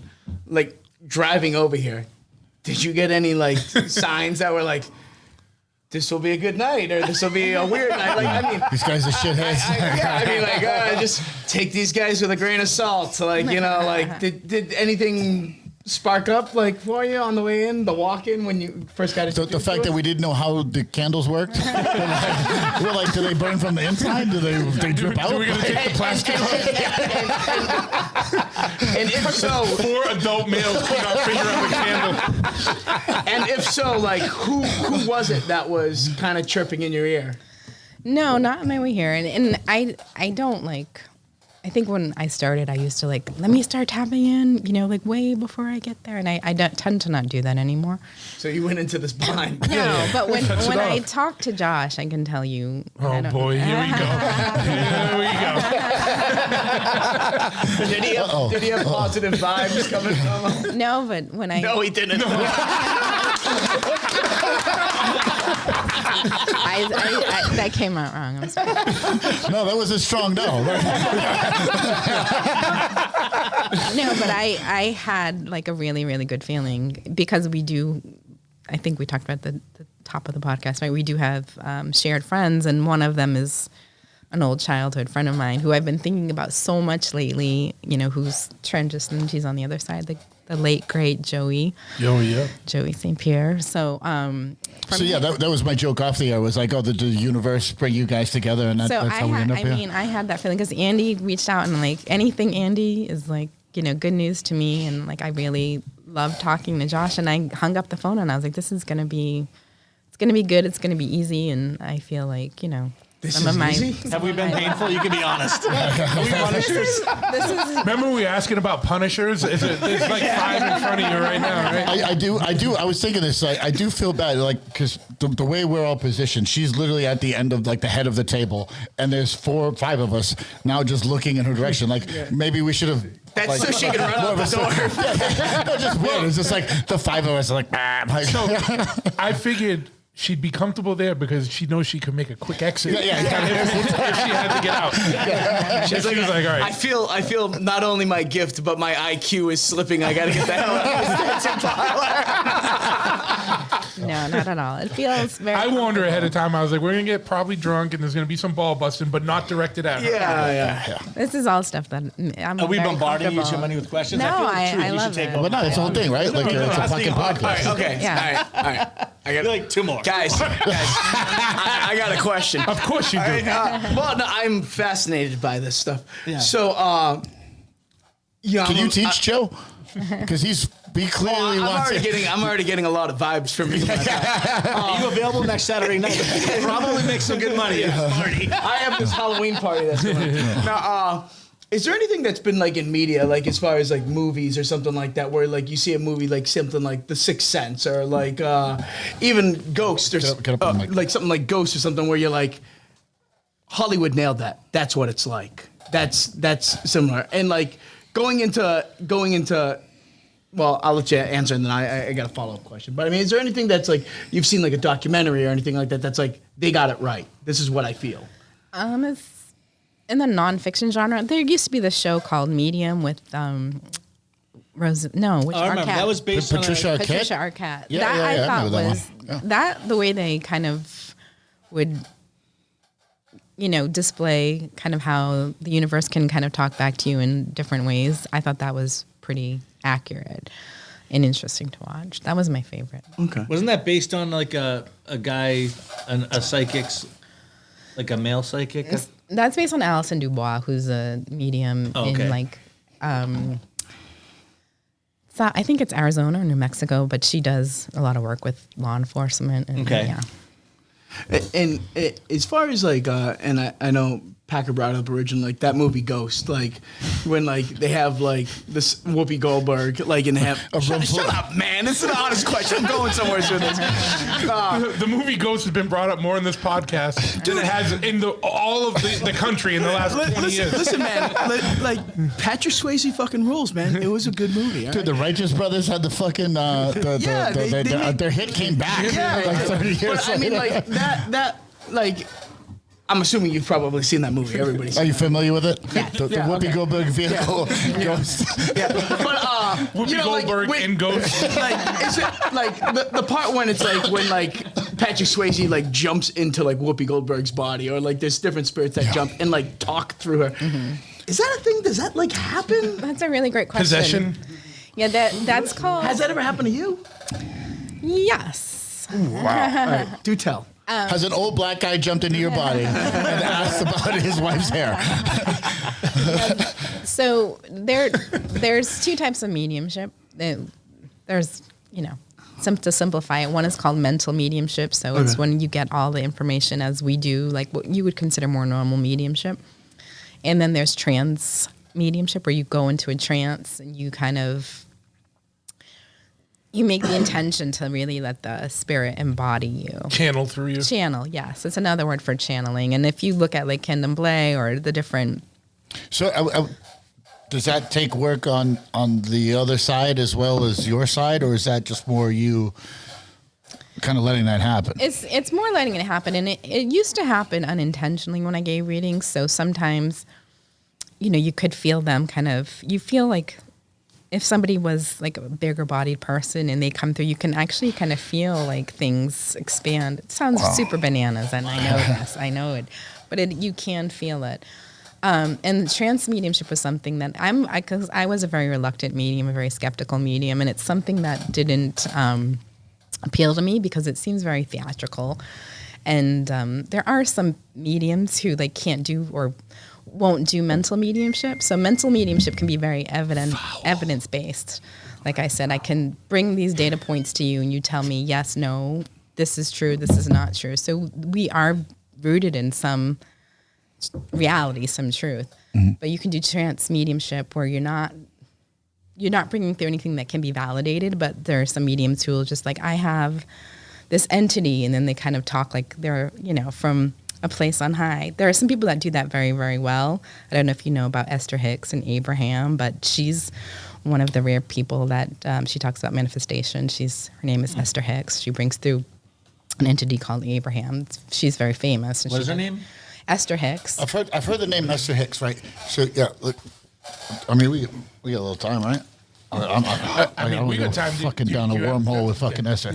Yeah, I mean, I guess what? Yeah, Are we looking this up right now? I'm just Googling, texting myself Yeah. so I can look it up later. Yeah, we'll just fucking look it up. Look it up. Yeah, like 'cause I'm a fucking nerd. I'm gonna go down that wormhole later, but I've heard the name. Yeah. So I kind of shied away from the trance mediumship because there can be some characters who are not out for the collective highest and best, but maybe their own highest and best that tend to kind of do more of that. Yeah, we should get back to that. Yeah. Like sometimes it's not the most positive energy force. Yeah, spirit, but then like I told you, mediums do take classes and workshops and all that. I took a class with Rita Berkowitz, who's a well-known teacher in New England. And that was the first time we did it where they place a red light. She placed like a red light when they do this with trance mediumship. And then collectively you can see the person's face like transfigure when they make the intention. Oh, shit. And so like everybody in the class could see, oh my God, you had a beard. And so, or you were a young girl. Wow. Like they couldn't see the face transfigure.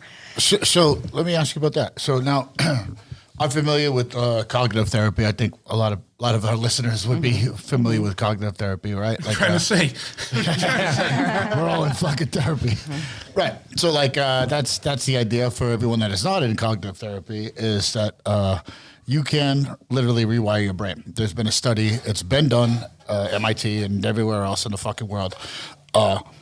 Every morning you wake up and you have, say, 30 pictures in front of you on a computer screen. You have to tap whoever's smiling, and not like you don't pay attention to who's frowning. You tap whoever's smiling. That literally, they were doing this in like the late 70s, early 80s. Like you could rewire your brain to look at the positive. So they know that was known in the fucking 80s that you can rewire your brain, and I guess we've gotten leaps and bounds since. But so these classes, this therapy, and all that, is that the rewire or a better understanding of what you already understand? Like I don't know if I'm phrasing the word. Why don't you rewire your brain not to lose your keys anymore? I'm going to send you 30 pictures of Joe smiling, and that you can click on every morning when you wake up. Fuck Joe. Yeah, that's it. You know, I tell my kid about your party. Like he wants to go to Joe's house. There's going to be a bounce house there. It's going to be amazing. But no, like I mean, I understand. I am fascinated by the fucking human brain. Like you literally can fucking rewire it, right? Like we've evolved. That's why you need to trip on mushrooms, bro. I do trip on mushrooms. I don't. I mean, not in years. I've microdosed. Yeah. You think I'm doing fucking mushrooms with you motherfuckers? Yeah, like, hero's journey. That's next year's Halloween special. all right, you guys want to get fucking weird? Like, yeah. It's like, all right. We'll do another episode of the launch pad. I'll donate the mushrooms. All right, We'll do the launch pad. We'll do another launch pad. All right. But we digress. Okay. So you were talking about almost like transmutation, like where people like you. Right. So there's these classes that they're teaching you how to hone your skills. Yeah, it's basically the question, right? Because like I mean, again, like I understand cognitive therapy. I understand that like repetition of these things can rewire your brain. So yeah, it's nothing like that advanced. It's basically practice. It's like you get with other mediums and you practice and you make sure you learn how to set the intention. You learn about different types of mediumship and you get the opportunity to practice among your peers before you ever do it. to other people, which is very important. Not everybody takes the time to like hone their skills. Yeah. If you take it seriously, obviously you're going to be Right. part of the community and Right. So do it responsibly. Yeah, so there's probably some neuroplasticity and things in play there, but I don't know all the mechanics. It's not very formal. It's just here's an opportunity to hear how somebody does it and get some tips and tricks and move on. And it's really about intention setting. It's really what it comes down to, and getting yourself out of the way, making sure you take your ego out of the way and let things come through you. When the other people in the class saw like your face change, are they seeing? Is it your physical face change, or is there like almost like another layer on top of it? Yeah, it's like another layer on top of it.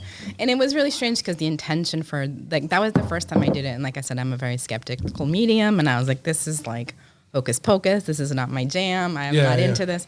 But then when I could see it and everyone was seeing the same thing, it opened up that, and my consciousness a little bit. I was like, wow, this is interesting. And the intention was to channel your spirit guide. So I had always seen somebody, like when I set the intention to like see my spirit guide, but the person that came through was like a middle-aged, overweight white man with a beard. And they're like, yeah, I look like a fat, like I'm your spirit guide. Tell me what to do. I'm honored to be your spirit guide.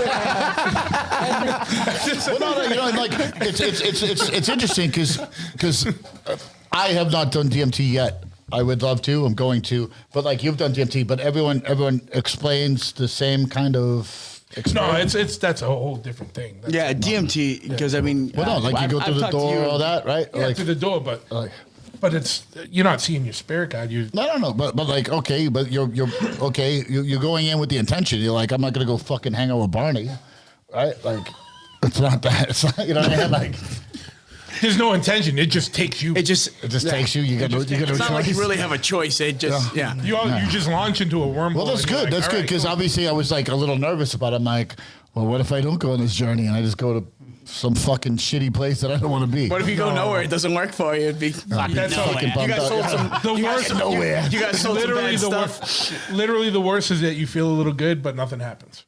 So let's do that next. Okay. and I mean we've already covered the. That's my shot, buddy. No, that's mine. No, you didn't have an empty cup, so I didn't give you one. But Joe, you have an empty. I didn't have an empty cup. I had a shot. No, this is my shot. This is my drink. Do you want to join in on some? That is Ryan's. Yeah. Oh, that is right. Where's mine? Motherfucker. Oh, motherfucker. Yeah. Okay. See, they think I'm the asshole, right? You're gonna take the cup. So I mean, It's because I'm pretty. Fuck you guys.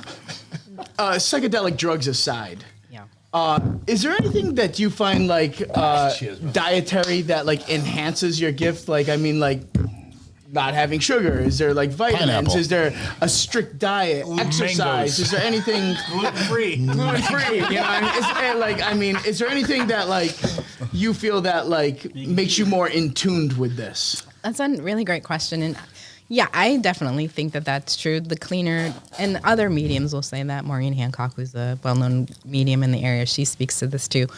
The cleaner that I eat, Like yoga, the whole deal, like taking care of yourself. yeah, physically, I have mentally. Lyme disease too, so that's just generally like when my An ongoing thing. yeah. But the cleaner that I don't know shit about Lyme disease. No, but it's a lot of it's just you have to take care. There's no cure for it, so the way that you manage the symptoms is with diet, and the higher you can get your life force, the greater the opportunity. life Like the force. sharper the messages are that come through.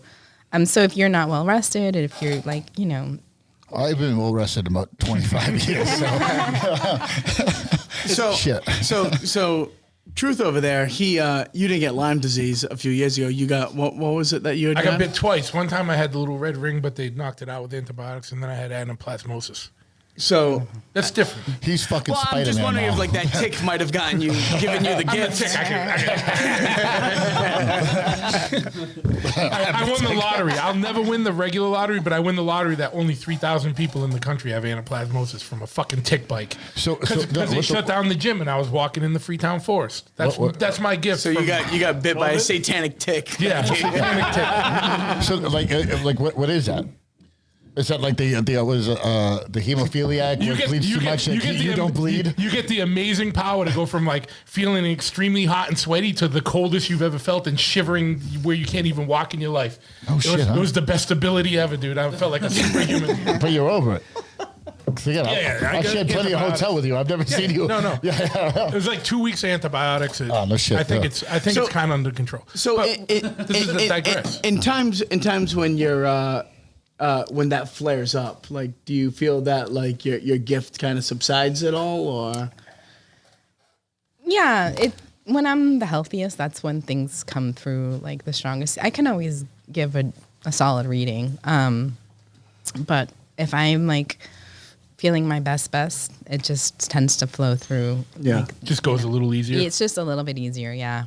And I feel a little bit better about it all around. So it's a constant struggle.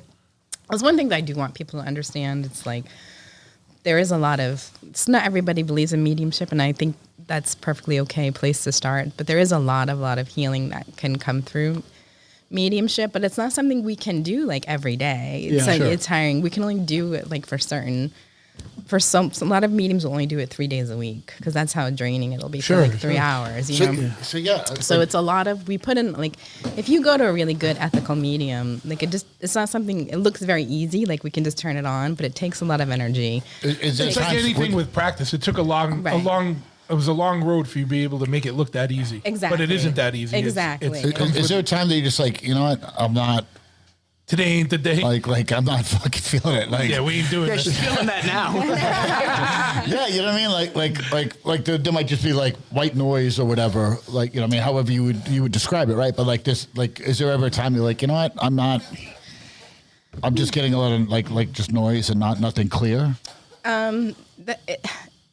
No, that really doesn't happen. It happened actually at Play Arcade not that long ago because the person was so inebriated. So, and I tried, but like spirits like not into it either. So Neither you one tell of me- them- Spirits don't even want to touch Yeah, what's wrong. it's like So we've been drinking since like we hit no. Yeah. This was like this person could hardly speak type thing. So and his wife wanted him to have a reading. It was one of those the wife wanted him to have a Yeah, reading, yeah. and I So just, he wasn't open. Yeah. and he wasn't open, and he was also Has there ever been anyone that's come for a reading that's been so shitty of a person that there's no one on the other side waiting to talk to him?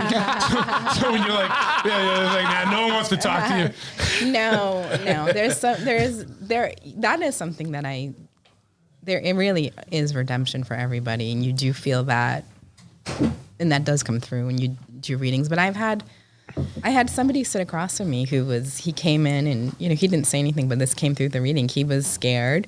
He had people after them, and he had murdered people. And I knew that. And I said something to that effect, and he nodded his head. So spirits came through for him, and I was okay. Listen, for the highest and best, I have no proof of that. Obviously, I'm not going to report the person, but Sure. It's just, I'm open to, I'm open. Yeah, I'm not a snitch. I'm from New Bedford, right? So was it his victims that were coming to him? Like, dude, why'd you murder me? No, it was like his grandmother and people, and he needed telling him to get away and to go to church and to reevaluate his life and things like that. So, yeah, as long as, if he's coming for his highest and best and the highest and best for everybody involved, but there will be spirits for every person, Okay. no matter what they've done on this planet. Do you have like any sort of gifts as far as like, and I mean, I don't even know if this is in the same wheelhouse as far as like stuff like remote viewing? Yeah, that's the same. It's definitely in the same wheelhouse. And that's something you can practice too, and it's something that I have done. Yeah. Can you give like an example of something that you've kind of done that you've kind of like nailed? Like, I mean, like, have you ever, if you focused, could you say what was in my glove box in my car or something like that right now? Like, is it something that, Yeah, and that's also like, there's nothing sketchy in my glove box right now. It's just like No. He's asking, normal like, shit. is it direct or is it like just something that'll come to you and then be like, I'm picturing this farmhouse and again, it's like the practicing part. You can practice to get, people do practice to get like that specific about it. It's not something that I do often or intentionally do often. Something that does happen is that when I do give readings, like I will see the world through the spirit's eyes. So I don't even see the spirit, but I'll see like their feet, their arms, like POV. yeah. And I'm a fan. I'll be looking around their house, like, you know, like if you turn right, the bedroom is here. If you know, that way.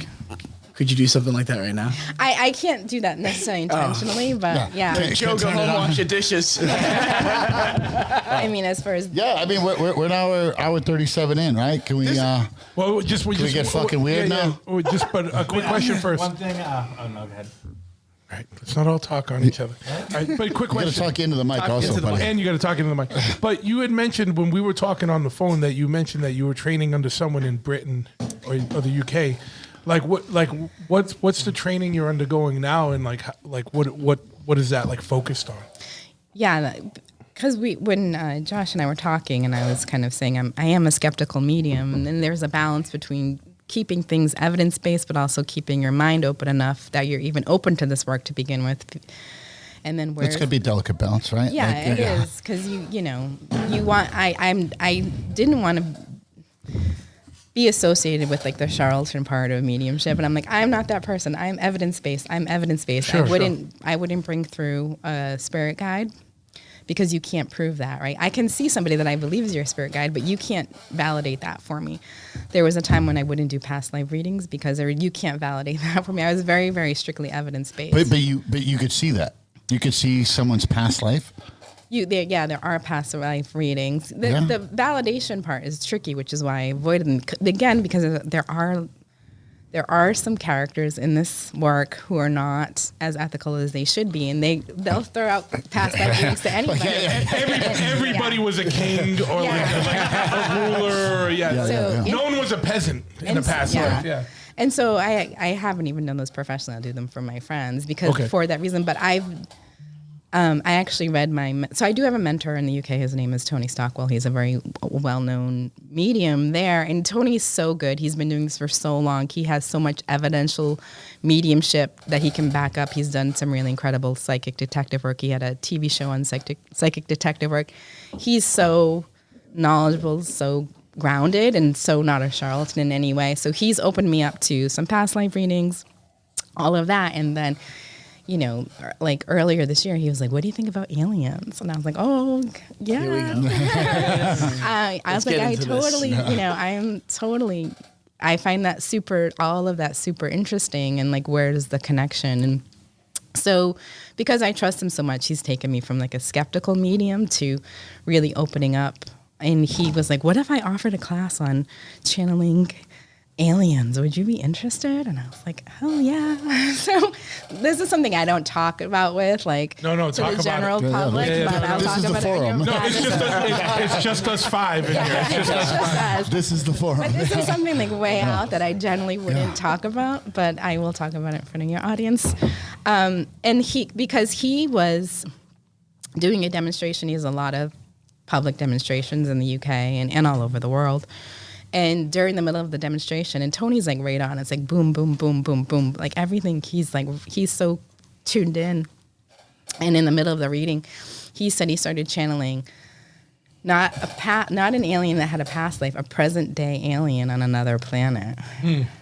That was That he was using whatever part of his brain that. yeah, he was just open to whoever came through, and he does a lot of that trance mediumship. Yeah. And he's like, it was an alien, it was a present day. And this is a man who's proved himself so many times. So, Do you feel there's like a danger in that though? and again, I think it's all intention setting, and like we don't know, so we can't pretend it's all good or all bad. I tend to believe it's all. So that's the PC way of saying it, right? Like, Do you think it's intention setting. Like, I don't want it to be bad. If it's what you allow to come through. So if you just set the intention that the highest and best, then that's what you will get. Is there any mediums that maybe feel that this gift has anything to do with aliens itself, and that's the only reason they have this gift? I think more and more people are starting to ask those questions and start to think about that. Like, we call, and we see them differently. Even people who have past life, near-death experiences like we talked about before. They will see their loved ones. They will see their spirit guides. People see angels. We talk about source what is source? Is this a simulation? We have all of these new questions, and where does That's this all why fit in? it's So it's really interesting. Like, is it all intertwined? Is what I'm saying. yeah, and I don't think anybody has the answers, and I certainly don't have all the answers, and I don't pretend to. But it's just like the fact that I'm doing this with him right now. It's super exciting, and if you look at the class, it's like it's not who you would think it would be. It's like grandmothers from Scotland, people who they've Me, seen, Nan. it's really funny. But these are people who like have had some experience seeing things, seeing crafts, or seeing star beings, as Tony calls them. This is star being course, so it's super interesting. And also, So let me ask you this: though, like, are those courses that he's selling, or is that? He does sell courses. I understand. Like, everyone's going to make money. I'm not discrediting it. I'm just. Yeah. The third party, right? Like, okay, like, come to my class. It's $39.95, and Has there been anybody that that you know of, or that's like, as far as had any sort of like new psychic or medium gifts after like saying that they've encountered a UFO? Or I got a guy coming on named Chris Bledsoe that addresses that. Okay. But we'll talk about that another. yeah. I just got cut up on just because on the other aliens guy came that up, so I figured had sex with an alien. I was like, holy shit. I got one question. I have many questions. as you related to Drew. We're gonna get. You're gonna next This is time the we first do time it. we all got to interview one person. Nobody's one-on-one. Yeah. I'm gonna get your card by the end of the night. I'm just gonna be bothering you The all next night time, long. the next M4, you're gonna be wearing a Riddler costume with all the questions. Sorry. And this diverges from like the UFO stuff a little bit, but I'm curious. Like, what do you think about like people like trying to contact spirits like on their own through things like Ouija boards and things like that? I was going to ask that too. Good question. Thank you. So it's a good question. Mark validated you. Mark validated. That's a good question. You think that's a good idea? Like, do you think like like? It seems very innocent from the outside, but then you do hear stories of people who brought a Ouija board into their home, opened it up for spirits, and got some paranormal. They didn't set intention. They didn't set They didn't set intention. But do you think that it's real, or do you think it's like all in their mind? I think it can be both or either. Yeah. I mean, Like I think that's in life. In life, if you set intention, right, that is a fucking good way to be, right? To set intention. Set intention. I'm making a straight edge, positive, hardcore band called Set Intention. Set intention. Bridge 9 Records. Bridge 9 Records. Chris, we're coming. We're coming, buddy. Set your intention, Chris, to release an album. Set intentions. That's hard, man. That's hard. That's a hard fucking way to live. That's a hard way to live. Set intentions. That's hard. But we're all shithead street kids, right? Like, I know, if you haven't picked that up yet. well, she knew Joey. But to go back, Joey's was one of my best friends. to important things to talk about aliens again. To bring it back. Let's get back to aliens. Let's get it back. We've had a couple people on that have talked about aliens, like they were experiencers in different ways, but they also weren't completely convinced that it was alien as in otherworldly, but they did acknowledge that it was non-human intelligence. So, like, I'm drinking vodka, my friend. In the class that in your experience, do you feel more like that it is otherworldly, or is it like other interdimensional, or is it something, like, do you get any, or do you ever like contact things that are like just more interdimensional? It's not like necessarily another planet in a different galaxy or something. You know what I mean? Like, yeah. So the course just started, and I'm super excited about it. okay, so we're gonna have you on in a couple months. Is that what you're saying? Coming back, but after the course, we're doing he keeps it. So Tony's very good, and I would only do something so out there with somebody that I know has such credibility. That's the word. Thank you. I'm psychic too. I can guess words. I just guess words. I was searching for that word. And he's such a kind person, and he's so well rooted. And I haven't talked to him, but I do think he crafted, because I was nervous to take the course, because even any mediumship class, you kind of are afraid of the personalities that'll come in, because not everybody comes into this work with the highest and best intention, but everybody in this class that's so out there, they're so like salt of the earth people, and it's just been a lot of fun. But he's opening up our minds to like, is this an alien that's living now, or in the future, or in the past? Sure, yeah. I mean, yeah. And then also it's like, we have our concept of what an alien is, right? And that's the things that we've seen. But he's like, how many billions of planets are out there? And you have to like totally open up yourself as a channel to get any information and take out your. So see, I do like that idea. Yeah, I do like the idea of what our concept of a fucking alien is going to be. Like we have fucking no idea, right? Like we don't. Yeah. Could be someone that lives in the center of the earth. Yeah. Well, no, yeah. I get like. Do you entertain the notion that like this gift that you have is like remnants of like alien DNA that like somehow we've been kind of cross. That's what I was. So she's got her hands up in the air. Yeah. Is it Hitchens? May I translate this for radio? Was it Hitchens? Is it Hitchens that thinks that like we might have been like genetically altered from like lower primate to alien DNA, and that this might be like we all have the real master race? Yeah, we all have like theories. We all have like a little bit of like trace. I believe ability in us, and like yourself. Maybe a little bit more than the phrase is ancient astronaut theorists. Ancient astronaut theorists believe. Okay, let her answer this because she just did the shrug, the smiling shrug. I want her to get into this. Yeah, because even though I am a skeptical medium, and when my mentor Tony mentioned that to me, I lit up because I have always felt that way. Like when those voices, I'm like, is it my weird great aunt that I didn't know, or it felt collective and it felt otherworldly and it felt.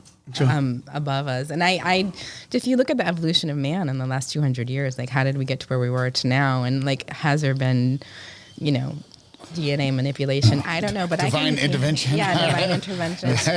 There's aliens, or there's just like the stoned ape theory where like they've just started eating psychedelic mushrooms. Right, like, right. I mean. And I just drive a truck for a living, so I mean, like the jury's out on me as far as which one I believe, I've been to Greece, man. They're actually not that evolved. There goes all that Greaseland. Sorry, Greece. All the rating Greece. Hey, just don't Greek listeners. I don't feel like civilization quote unquote started. They're like, we invented democracy. I'm like, what the fuck have you done with it? Like. But yeah, that's all I have to say about that. No. I when you hear about alien encounters, like that's one thread of consistency through them all, is that they spoke to me without words and I understood them and they understood me. That's why I said that is consistent through pretty much every culture. Are you familiar with Chris Pittman's work? No. All right. Big alien. I'll send you that podcast. No, like actual alien guy. Yeah. Chris Pittman. No. And him and Matthew Roberts. Those I screwed up. I was supposed to send you those. I didn't send you those 2 episodes. No, super interesting. I'm not. This is where I got into the non-human intelligence stuff. I'm a skeptic. And open-minded. Yeah, and who I was talking about before was Esther Hicks, and she channels Abraham. Yeah. And she's one of like the trans people that has a ton of credibility. When she talks, she goes, on your planet, humans on your planet. Like she constantly refers to our experience on Earth, and the things that it's a planet of contrast. It's good and bad, and she breaks it down. She sounds like she's channeling aliens. It's like no doubt, and she's very credible. She sounds totally wacko at first. It took me a long time to come around. Like it does. Every step of the way, I've questioned everything. I didn't get here without questioning every step, every teacher, every twist and turn. But she is somebody with a lot of credibility, and she talks as if she was another life form. I'm gonna ask a real stupid question. So I want you to hold on. We're just about 2 hours in. This is a podcast first. Joe's gonna ask a dumb question. That's a real stupid Hold on. Is there? Hold on, people. Batten down the hatches. Is there ever like a communication in like a language that like you don't understand? That's a good question, actually. But I mean, like, I don't know if you speak any other language, but I mean, if you're ever like There's a Spanish guy that's talking to me, and I got no idea what the hell he's saying. So that's Like- an excellent question. Oh, all right. And no, that really is. We digress. Because I'm like, you're talking about like alien intelligence, Right. and it's just kind of like, I'm just like, well, like, Bapu, beepu, doo, doo. well, yeah, I'm just like, I'm like, well, I mean, they're higher intelligence, so maybe they speak every language, and like maybe they're just beaming their thoughts into Bro, you. we got Google Translator. You don't think the aliens got something? They've got amazing All right, shit. we can do it. But dude. I'm just saying, like, as far as like a deceased relative, like, say, like somebody comes up to you and they're just, I don't know if you speak Spanish or something like that, and they just start speaking Spanish to you, and you're just like, Or is there a universal language? well, yeah. Yeah, there is a universal unspoken called love, language. bro. Because Called Let her talk. I gotta hear this. yeah, I do believe there's a universal language. That's why people talk to star beings without words, right? yeah. And when the spirit comes through from another culture who's spoken another language, I'll generally get like, this person is from another culture. You know, I want to say Spicy. something, but I can't. You know, that type Because of thing. she's motioning towards her mouth. So Sorry, most of the time. So I'll acknowledge that there's something like I feel like I have an accent, that type Okay. of thing. But there are mediums. Like there is a medium. His name is Tom Fredericks. He's a Native American. He gives classes out of Women of Wisdom where I give readings as well. But Tom grew up. He's a medicine man, like legitimate medicine man. Studied on the reservation and all that, and he grew up giving messages. It was part of his culture. And so if you talk to him, he doesn't really, Native Americans have spirit guides and all of that, but he just says he's connected to source. So Tom is so connected that he will, in a reading, say like words that are to him gibberish, but it's from another language. So it's interesting, and as an anthropologist, that you would probably know about this, right? So Potentially. right? No, like mediums have been throughout all of culture, right? Right, Like right. around the world. Yes. Blah, blah. This is not an American thing or an Right. English thing or a Right. German thing or an Indian thing. Like it's culturally been a fucking thing. Why I hold obviously skepticism. I'm fucking a fucking douchebag, fucking Irish kid from Boston, right? Like I don't know fucking shit about shit, right? But it's like I'm gonna be skeptical. You know shit about scratch tickets? Yeah. Yeah. I know how to play Keno. Newport cigarettes. Scratchies and ciggies. I don't fucking smoke cigarettes, but I do sell fucking bar pizza. The best in New Bedford. The Get that plug best in in, New okay. Bedford. But, nonetheless. One day in, we're best in New Bedford. We're the best in New Bedford. I guarantee it. Hey, man, we 150 people There was a don't question going there, right? No. Like what I'm saying is I do understand that this has been I'm not pointing like a dick, part I'm just- a part of culture around the world. Yeah. Forever. It has been a thing. You know what I mean? So okay, throughout cool. time, throughout culture. Throughout time and culture, yeah. So to ignore that is not understanding Yes, that exact. human existence and culture and all that. Like I get that. Right? Yeah, just because my shit is limited, it doesn't mean anything. I'm not. Right. Yes. And This kid's making fucking hints. I don't know what. No, I'm like, there's a question that I want to ask her, you have a but I follow-up. feel it's He's not my asking. place to ask her. He's so asking. I'm He's asking. signaling to truth. Is it okay to have a follow up? It's smoke signals. It's something I'm fascinated with, but so. Joe wants But no. I just. Do you want me to? I want to know my winning lottery tickets now. I don't know. I do. I want to acknowledge that. Like coming. I'm not a scientist or blah blah, but I'm saying I'm aware that throughout culture, throughout history, Yes. mediums, Yeah. and this is not new. Right. None of this is new. And I think that's important to say, and it's something for skeptical people like myself. Like I was a skeptical, still am. I was in Greece, and earlier this year, and I'm sorry to hear that. But Were you in Athens? I was in Athens, and I That's was. the worst place I've ever been. I've been to 52 countries. That's the worst place I've ever been in my life. Did you go to the islands? Though? No, that's what everyone says. Go to the islands. Like I couldn't even leave fucking Athens. This place is gross. Was that? I never thought ill of Greek the people Greek until I was in listeners are Athens. I was like, this place is gross. Yeah. Never been to Greece. I lived in Astoria. Don't New go- York, you've which never is been like to little Greece? It's the only place I've So you'd be fine because you could pass, bro. Like, Hey. speak towards the mic. Yeah. My paisan friend over here. But no. Athens is a fucking shithole. No, but there was so much about the Oracle of Delphi. And Sure. ancient, I'm sure she was a nice lady. But No, like, the ancient rulers would come. Who's on the to talk squeaky to chair? them. Hold on 1 I second. think it's Packer. It's Packer. Get some oil. Someone's on the squeaky chair. It's fucking Packer. shit up. All right. George, what's up over there? Don't be Look, dry. George's only contribution is he dry snitched on Packer. She's been giving some beers. You trying to stitch on me? And no, he's been Give me a fucking chair, buddy. You got no mic over there. Give me a chair. You think I'm joking? Switch off. Real talk. It was just super What about your distracting. near-death coma experience? Is there anything around? I mean, I'm not Oh yeah, we will. But to that point, it could be Right, ancient back to the Greece. Greeks. It could be Native Americans. You're like, now back to the most important thing. Back to the Greek. George, you Greek? No, I'm please. That's my uncle.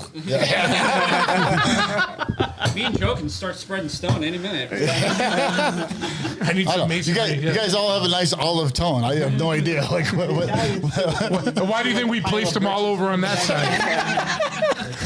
We're gonna build a wall. Race war. It's a race war.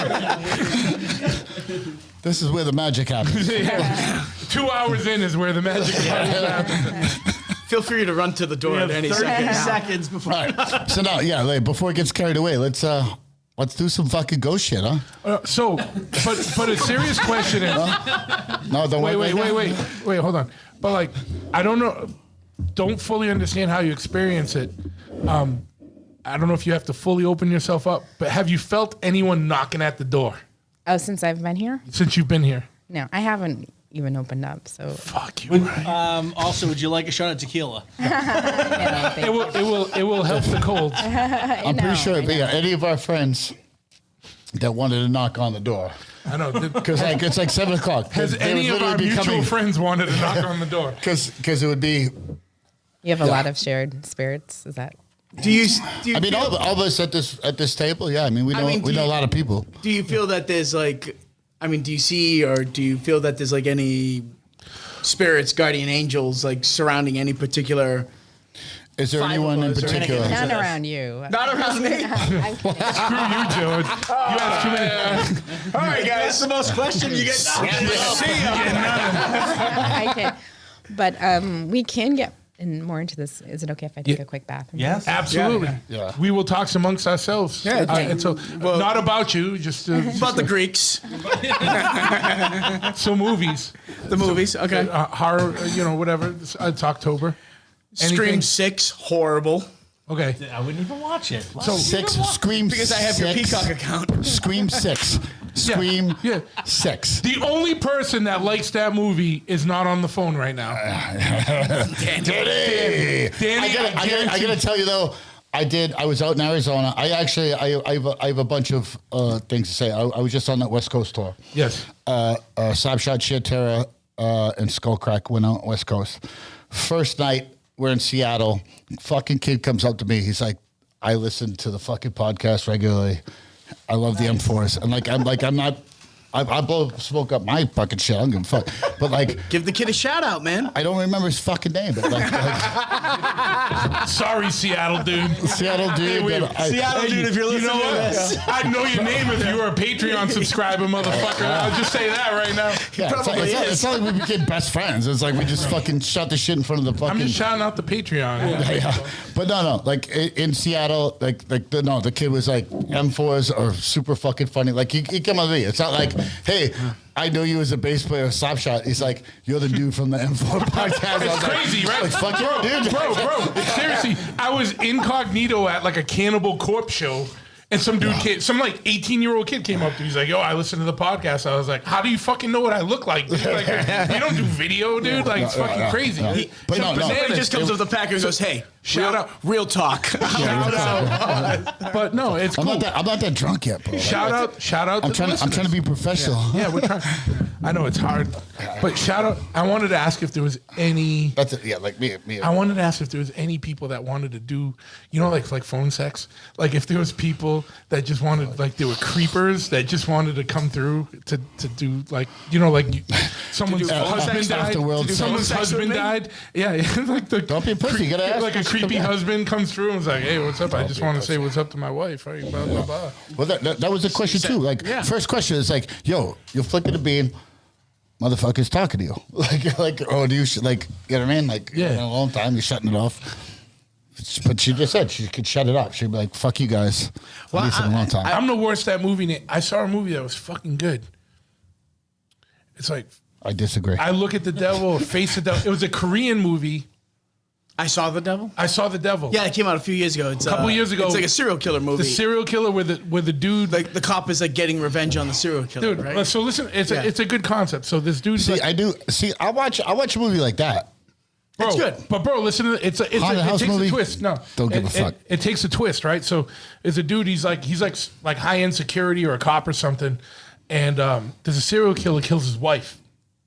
So it's a revenge movie, really, more than anything. So this dude gets this like tracking pill, and he tracks the serial killer down and gives it to, shoves it down his throat. Mm-hmm. So he follows the serial killer around, and whenever the dude's about to do some grimy shit, he shows up and just beats the fuck out of him, like to an inch before his life. Yeah, and then it's just he's like teaching him a lesson. Like, it's like a tough lesson. I watch that. Like I Spit on Your Grave. Like that was a hard movie, right? Hard movie. That's a hard movie. Look, like I'm a violent motherfucker. I've done some fucked up shit, right? I don't like. She sits down. I just got to take a phone call outside. She just runs for it. Yeah. No, but for real, I don't like violence against women. Like that is Well, good. that is fucking hard, right? Yeah. So the whole fucking thing is that woman takes revenge. Oh, some serious revenge. Yeah, cuts out the dude's dick, all that. Like, you know what I mean? Like take. Yeah, but it's a rough movie. like the first half of that movie, like I was like, oh, bro. It's uncomfortable. Yeah, no one wants to see that. Yeah. You know what I mean? I like terror, not horror. I don't want gore. I don't want that. Right? Like. You like psychological? No. Yeah. So Rob Zombie's a fucking jerk off. Yep. We'll go back to movies later. No, hold on. Give me one. Let me finish this thought. The movie. Real talk. Real talk. Real talk. You want me to say real talk? So we have like a group text, and everything that these guys start and end the text with is real talk when they're addressing me. Real talk with Ryan Packer. Yeah. I get hired in a draft's asshole. I get fucking wasted. What was your book club? You just read the first 3 pages. 10 pages. Yeah, you asked me about a book I literally just bought. Like, motherfucker. You want to discuss books now? I'll discuss books now. Nonetheless. Yeah. What the fuck was Rob Zombie's movie? The Monsters? No, not the fucking Monsters. Halloween? The good one. The fucking good one. House of a Thousand Corpses? No, the Devil's second Devil's movie. Rejects, yeah. Devil's Rejects. Thank you. So the Devil's Rejects. So that fucking scene when they're in the hotel room, I was like, motherfucker, don't rape this girl. Don't fucking show. Don't show it. Don't fucking rape this girl. Don't rape. That made me uncomfortable. Made my skin crawl. As it should. That was the That's point. a healthy thing. Yeah. That's the thing. I was like, good for this motherfucker. Like, Yeah. Like, you got me. You got Yeah. me. Like, it's good. Yeah. You know? Because again, I'm against all that shit, right? Yeah. That's the only movie that I like that he did. Yeah. Because of that scene, but like those characters were new. It sucked that he used those characters 37 times after. But that it was that scene. I was like, wow, man, that was well written, well shot. You got me. You got me, and that fucking scene made the movie for me. I was like, don't fucking show it, dude. Don't. Do you this time of year do you get into the holiday season by watching horror movies or anything like that, or is that Are you too I deal with this stuff too much in my own mind that I don't need to be watching like the Changeling or something like that. Like, That's my whole take on horror movies, man. Like I just don't like them, man. I don't watch horror movies. You're not a horror movie? I can't. It's just like physically, I feel you absorb kind of too much of the vibe. emotions and the vibes. Does that make me an empath? Empath, yeah. You're an empath. Ryan Packer, empath. We'll make some new business cards. Empath. No shit. I don't like rapey movies. But I can make a Who good does, dude? But I can No make one a good does. pizza. I don't know. I don't like. You know what I mean? Like I don't know. Like fucking violence is fucking a part of my brain, and fucking sex is another part of my brain. I like. They don't need to mix. I don't. Yeah, just. All right. There's a lot of people that does mix. I know. Like, Yeah, but I'm a 225-pound guy, right? Like all these girls, like choke me. It's like, no, I don't want to do that. That's not sexy to me. Let's get back to the medium talk. All right? I'm getting uncomfortable. Dre is back. Fuck you. No girls ever asked you to choke her? Fuck you, you liar. Fuck you both. You're both lying. I didn't say that. I'm getting voices in my head saying I should end this conversation. All right. Have you ever channeled anyone and you woke up in the middle of it and you were choking somebody else? I'm just kidding. All right. So, all right. What are we doing? I want to know. You had said that. Hold on. Okay. Oh, no. Go. All right. Talking to the mic. All right, I'll cut you off. Thank you. Is there any questions you have? Because we've asked a lot. Or is there anything you want to talk about specifically, or any questions you Anything have? that we didn't touch on that is important about the When whole- does Is there anything podcast about my life personally that you would like to ask me? Do you want to know more about George? George hasn't talked about it. Or the Greek? This guy was in a coma. Tell him about that. With a brain parasite. Yeah. Did the brain? Can you I talk mean, to his hair was Can normal you talk before to the that. brain parasite? George, Not do you yet. want to tell her your story? No. He's coming on the podcast, another episode, to talk about the brain parasite. Okay. All right. So Stay tuned. Foreshadowing. Spoiler alert. Yeah. is there anything like I know you said before we took our Guess we're not break that you said that you've kind of turned things off while you've been there and you've been answering questions. Like to turn things on, like is there any like spirits, guardian angels, whatever that are like circling? No, but she hasn't turned it on yet. You Well, I have was to ask asking her if she could turn it on. Do you ever listen to Glenn So Danzig to turn you his powers on? you have to ask to turn it on first, and then after it's turned on, then you ask, is there anything circling around? Yes. I don't know if it works like that. It doesn't work like that? Yeah, generally. Could you turn it on? Yeah, I could turn it on. I mean, that's the first woman Joe's turned on in a long time.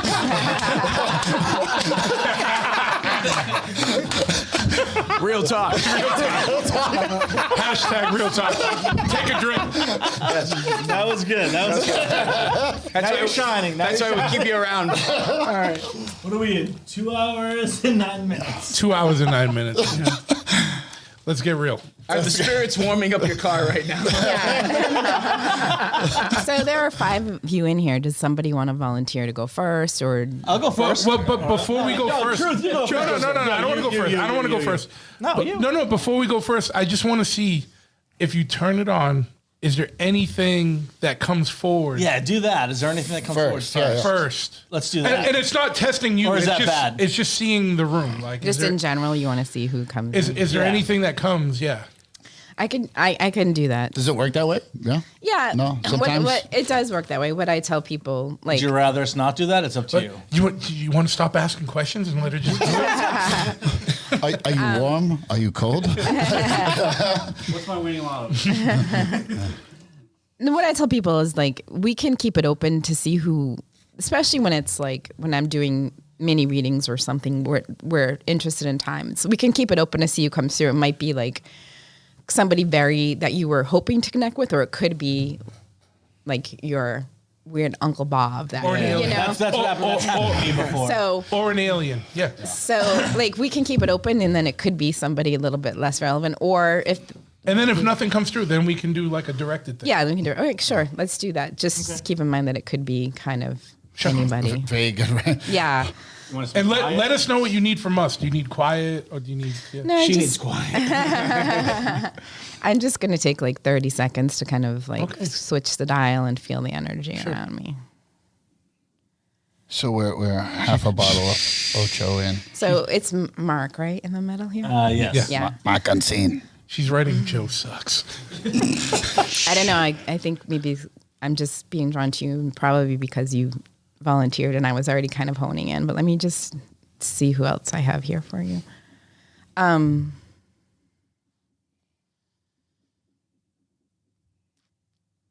There is a grandfather around you that it feels like you were close to in particular. Do you have a grandfather on the other side? I have two grandfathers that have passed. I wasn't really super close to either one of them. Right on that mic, buddy. Okay. But I mean, I wasn't super close to either one of them, but I knew them. There's somebody else older that I was maybe closer with, but I don't know if that would be it. Or. And yeah, is it like a grandfather? It could be, so a grandfather, a step-grandfather, a surrogate grandfather would kind of come through. Let me... Just an old dude you were close to. Let me Weird uncle.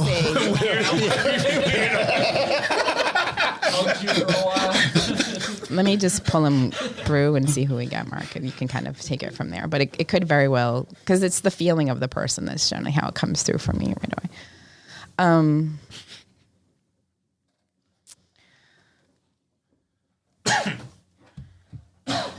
Yeah. Ooh. Definitely on the quieter side, this man.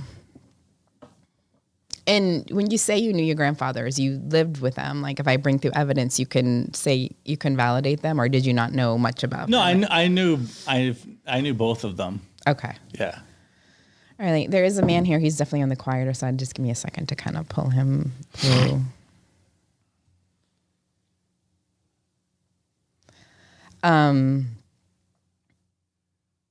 On the quieter side, I also feel like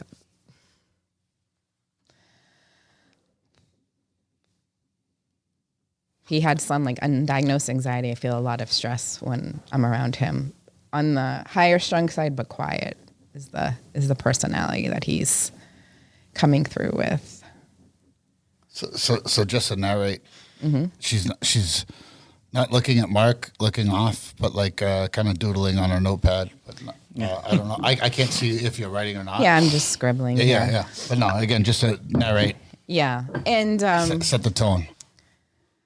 it's not a man of many words. Is this your mother's father? Do you know, or can you recognize this personality?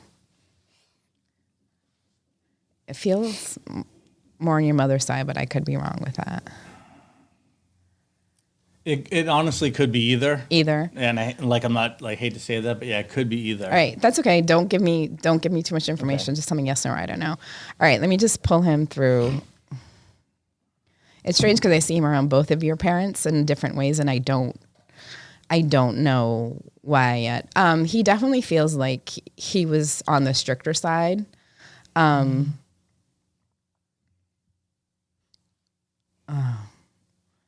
feel like, do you know if this feels like your dad's side now? It's switching sides. Definitely feels like on the stricter side. I'm getting more on your dad's side now. Was your dad? Do you know if your dad's dad was strict? Just tell me yes, no, or Yeah, he was. yeah. He feels like He was quiet. So quiet, like Not emotional. Not emotional. There's definitely a lot of like anxiety in my chest. Like I said, I don't think that this was diagnosed, and he feels like definitely I'm on the stricter side with your dad. It definitely seems like even when he was around you, he was a bit standoffish when you were a kid. Do you understand that? Mm-hmm. Like hard to approach. Okay. Yeah, hard to crack a smile even, like slow to crack a smile is the feeling that I got. You got an idea? Like, was she talking to you? Mm-hmm. Yeah. Energy around him is like very military. Not that he was in the military, but he makes me feel like when your dad would be around him when your dad was little, like kind of I have to live up to a certain expectation and prove myself here. And I want to say your grandfather's expectations weren't always realistic of your dad. And this put a lot of pressure on your dad. There's something here that he's trying to communicate to you, something through your dad. So just give me a second to pull out the message here.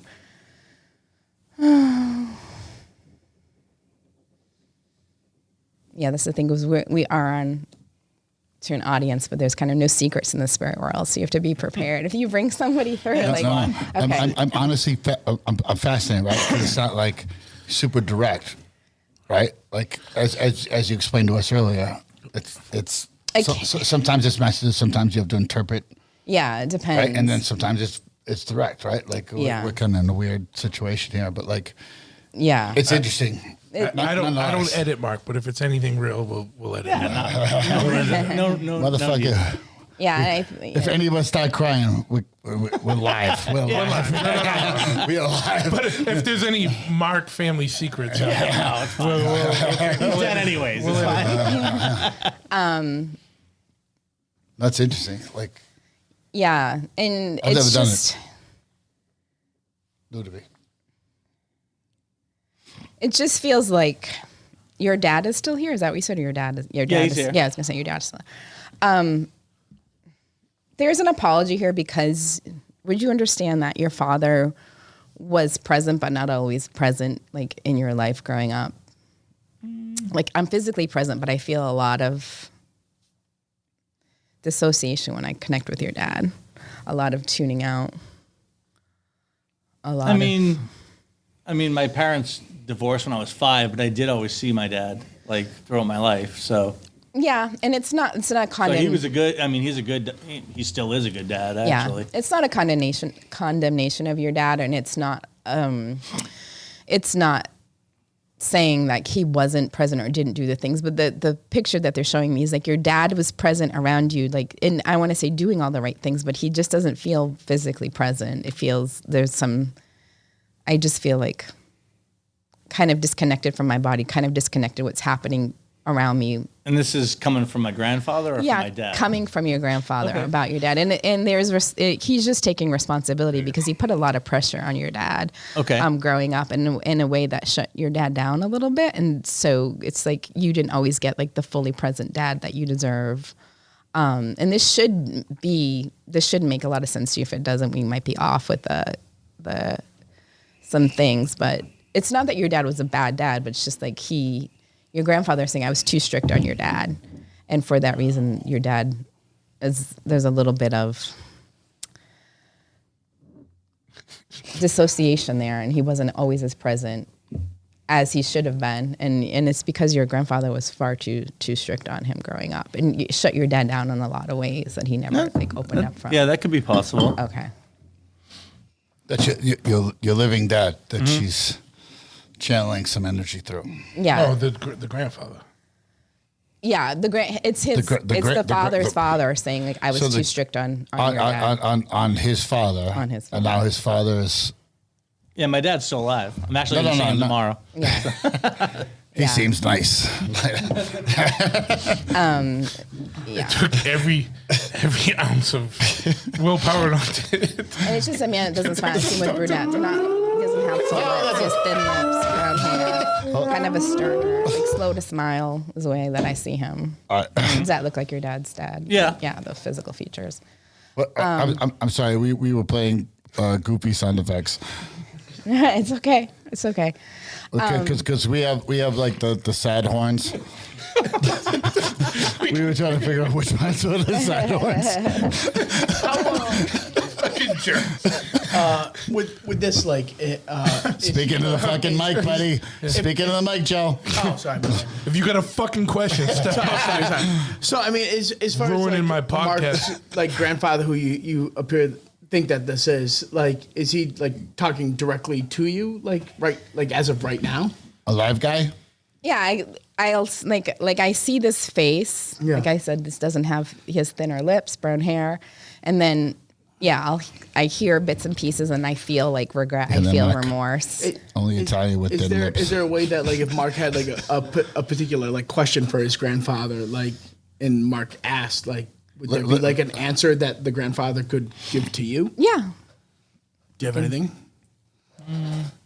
Get that Sunday gravy recipe or something like that. No. Remember, like, hey, remember the time you fought for the fascists in Italy? No, but I mean, is there Mussolini. is there something that like? And there's also an apology to you because he It's was not that button. he was standoffish when you were young. And Yeah, I mean, he was always standoffish. He was a great guy, but he was standoffish. Yeah, it was definitely like it was almost like you wouldn't want to step in his personal space. That's how standoffish I feel when I connect with him. Like he's intimidating. He definitely isn't like one for the warm hug. Again, not a condemnation, but he's acknowledging that he was totally standoffish when you were young. He wasn't, I mean... Does he want to hug Mark right now?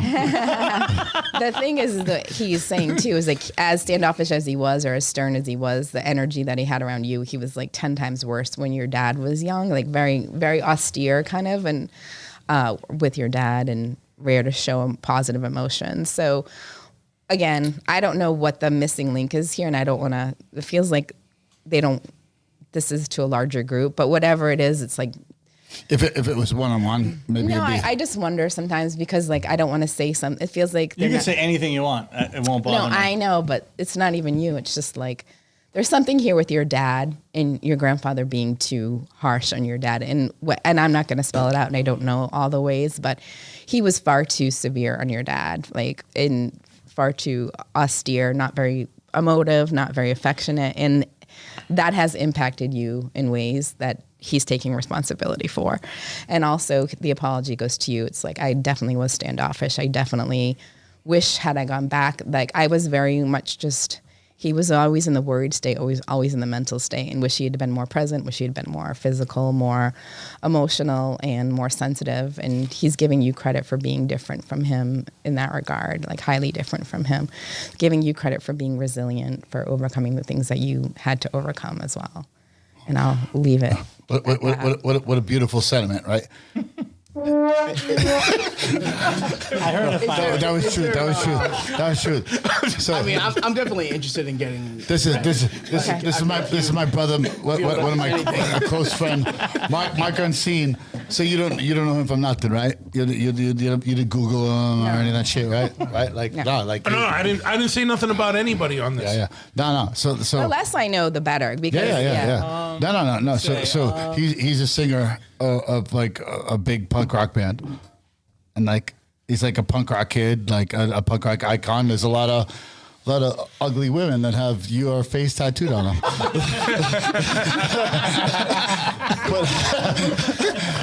but no, for real. Like so again, you don't know who that is. Yeah. No, for like She has better things to do than to Google. Yeah. Are you Mark talking about? Unseen. Okay, I was, yeah. But no, for real. Like so you weren't loved. It's okay, buddy. I love you. That's totally not the point. Yeah. That's what I took from that. Yeah, and it's not a condemnation of dad. It's just there's. No one loves you, Mark, but I got you. How does it feel under these cold street lights? Mark, you're not a dad, but you're an uncle. Is that right? What's that? You're not a dad, but you're an uncle. Is that Yes, right? correct. Yeah. So that's what it's like. You're not a dad, but you're an uncle. He's a and mom. You've already he was giving you credit for being so different from him, from being more sensitive, more intuitive, and you're already breaking the cycle because you're a very affectionate, very involved uncle. Can you take that? Do you understand that? Yep. Yeah. So and when and if you do choose to have children, and I do see that Don't have around you children. for whatever that's worth. Like you're going to terrible. continue to break the cycle. But and you have a nephew too, right? No, this kid's a fucking sweetheart. I have a nephew. He's older. He's older. Uncle nephew. Because you have older siblings, I right? have one. Yep. Yeah. No, I thought it was just two older and then one younger, right? One older and then a few. No. No, it's too older. No, I've known Mark a long time. He's a fucking close friend of mine. We were in a band together. Like, But I like this guy. do you understand that you had a positive influence on him along the way, even though he's older? Yeah, I guess so. I mean, that's what I'm getting. So it's All like right. you're already a lot more in tuned, a lot more empathetic, a lot more like emotional and sensitive, like light years compared to your grandfather. So he's just acknowledging that. Okay. Does he wish he would hang out with better people? Now that we know how candles work. It's funny. I did not know you were the lead singer of a group, but that's definitely not anything your grandfather looks like, would have entertained. He's so straight and He narrow. probably would, I mean, he was dead before I kind of was doing that, so. Yeah, but he's so straight and narrow. International the way that I see superstar. him. I can see 13-inch mohawk. Can't see it under that hat. I just cut it really short today. So I'm interested. Okay. I'm interested in. He is not a rock star. That's your hog. I'm interested in Okay. whatever you can pick up. There's nobody in particular that you would like to connect with. Probably my father. Your father. Okay. Yeah. Okay. I Just, get get- much get to by pro. answering that? no, just Sure. give me a minute to Just move the pull mic. him Please. closer to There me. you go. Okay. So for everyone listening at home, this is not a multi-million-dollar production, right? Like this. They know this already. There's been 4 microphones since the beginning. There's 4 microphones now. We're in a tattoo shop. We're making it work. It's funny because when I connect to your dad's energy, energetically, you and he are similar to me. Meaning, meaning I see you as jovial, outgoing, a good laugh, a good hug, and that's how I see your dad. Like a good gathering of people, likes to laugh. He's In the right environment, my father was like that. Definitely. Yeah. not afraid to be not that he was super affectionate, but very different energy from Mark's grandfather, where it's he would go in for a hug sometimes. Do you understand that about your dad? Just simple as that, right? You can switch from one to the next, huh? Yeah. Just because I understand, as you described, you're Yeah, just setting the intent. It is a little bit hard with so many. you're open, right? Yeah, People yeah. around, but, do you feel that there are people in line right now? Because it's Not for you. no, I get that, but no. Yeah, there's definitely people here. There are definitely spirits here. For sure. Yeah. Like in line because it's as you described, it's easier one-on-one, but you feel Yeah. a lot of energy because there's a lot of people in the room. Packer, let me talk to my dad. Hold on, bud. Hold on. I'm sure he's a nice guy. He's all right. You'd experience them. You do them. What's up? Good for you, buddy. You do your dad. All right. You didn't grow up under the cold street lights. No, yeah. Good for you. You ain't hardcore. That ain't hardcore. Yeah. And also to address that question, it's spirits can come through quickly like that. They don't deal we think about things in this time space continuum, and it's very different over there, right? It's not necessarily a linear line or that they're waiting. They're waiting. It's just calling dad. They can come. Yeah. That quick, and the same thing. So they know that you're sitting with Joe right now, Yeah. right? And so you're open to the fact that it's with Joe. So you just fire out the beacon. Yeah. So just set the intention, Joe's dad. Yep. And right away, I see a physical similarity now. So energetically, that you were very similar to your dad, which is not always the case. It's lots of times it skips a generation, but not to say that your dad was always easygoing and didn't lose his cool, because I know that he did lose his cool and could kind of be hot tempered sometimes. Do you understand that about your dad? But all in all, he's just has a loving aura to me. Despite okay.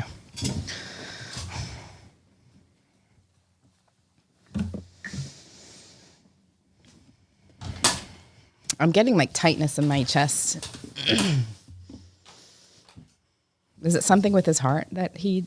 Yeah, triple bypass. Pass. He died of a heart attack. Okay, because right away I just could feel that in my heart, and I'm struggling to breathe at the same time. So Yeah.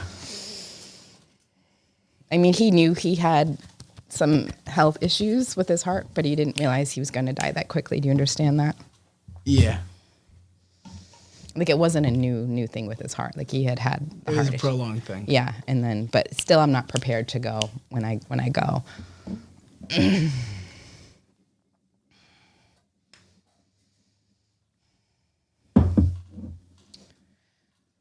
He definitely wishes he had been here long. I want to take responsibility for the fact that I didn't leave everything as orderly as I should have, especially knowing I had these heart conditions. Can you take that? Yeah, I can, yeah. Because there's an apology here. I didn't leave everything in the order that it should have, knowing that I had these serious health issues. And also, I wish I had, not that you knew that he loved you and all of those things, but he still feels like he had things to teach you, to show you, things to say to you before he left. Like, the feeling that he's giving me is like a lot of regret, because not all the, like, I didn't do everything or say everything that I wanted to say while I was here. So just give me a second to.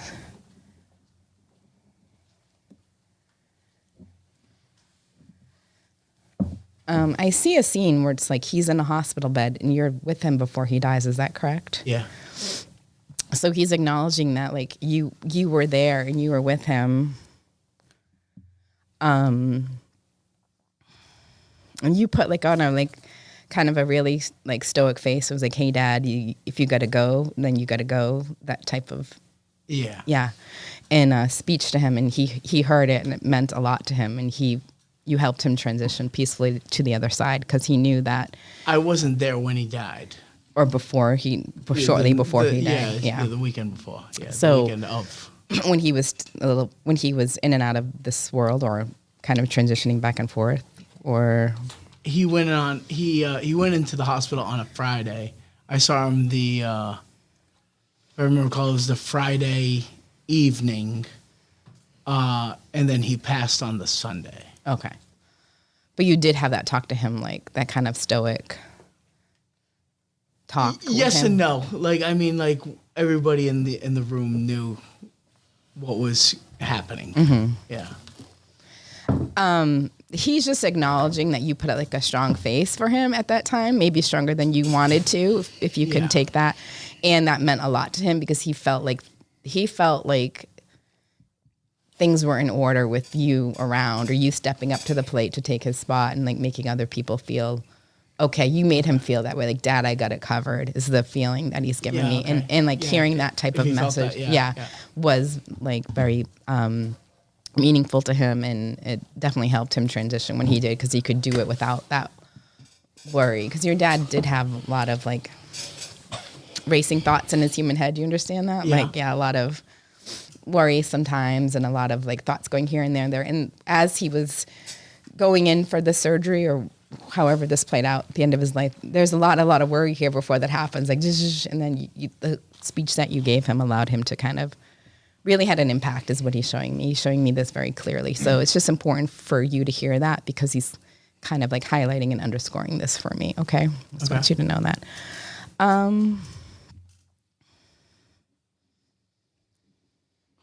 I took a picture for the Patreons. Okay. Thank you. My dad would appreciate that. Joe's having a moment. I'm getting something with a car. Did you have his car or something with a car after he died? No, nothing with a Nothing car. with a car? And you were in an accident or something with a car?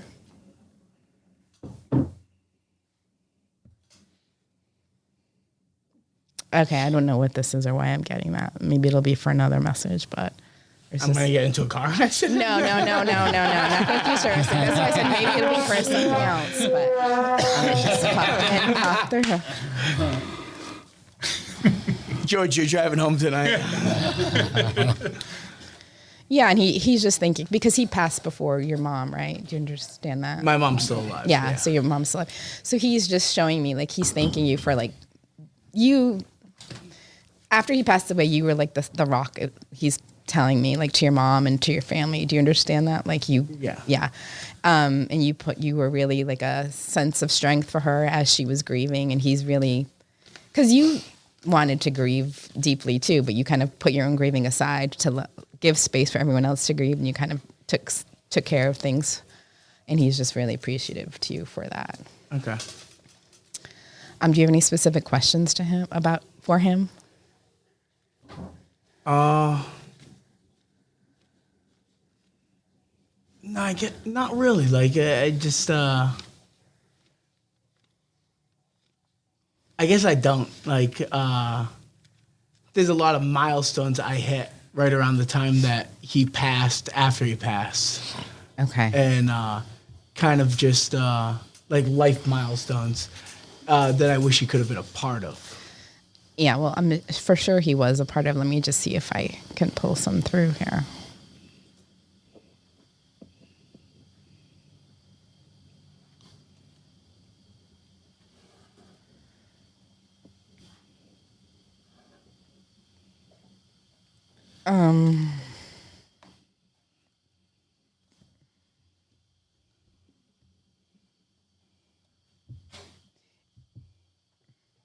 You feel him a lot.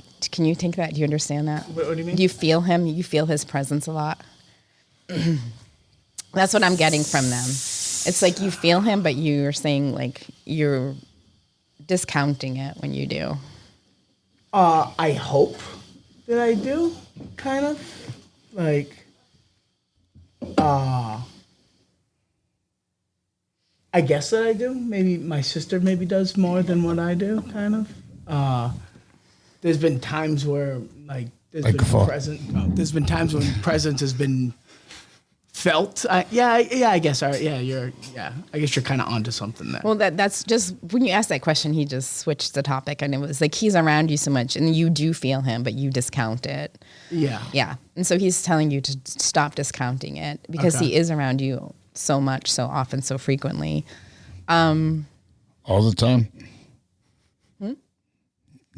That's my question. All the time. Are these spirits around us all the time? Give me a break, Dad.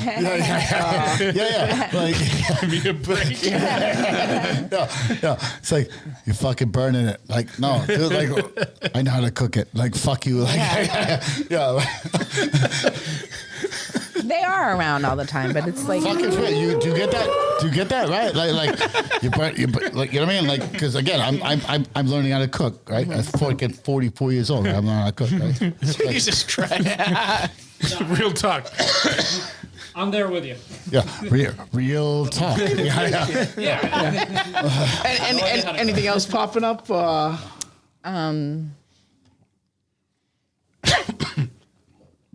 just a lot of gratitude to you too for looking out for your mom the way that you do. Okay. Can you take that? Take it. Yeah, at times. Yeah. At times, he just feels like you've been pretty dutiful with that.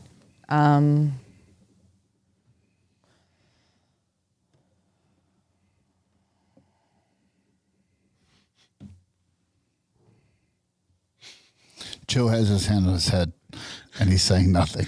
No, I'm focusing on my sheet. For the first time. For the first time. Yeah. What, you I got don't have any questions. Okay. You got no questions, Hey, I'm motherfucker? paying attention. For the audience at home, Joe has his hand on his bald ass head. Take a picture for the Patreon supporters.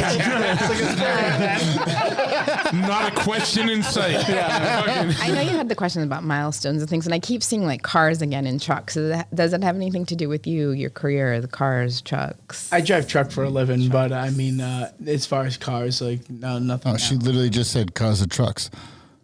Yeah, but my dad already knew I was a truck driver.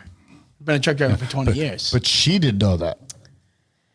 You were watching a YouTube video. Yeah, okay. Hey, there's the rub. There's the rub. She didn't know that.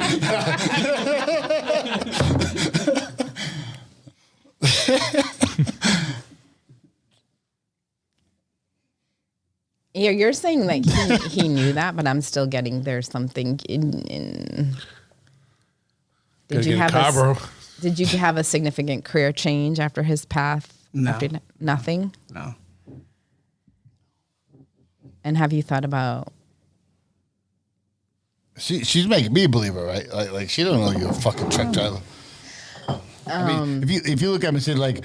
I'm trying. Hold on. I'm trying to pay attention to see if she has hits here. You know. No. I'm getting something entrepreneurial around you too. Do you have hopes, dreams, aspirations about doing something on your own? Sell horror DVDs. He wants to sell horror movie posters on eBay. Nothing.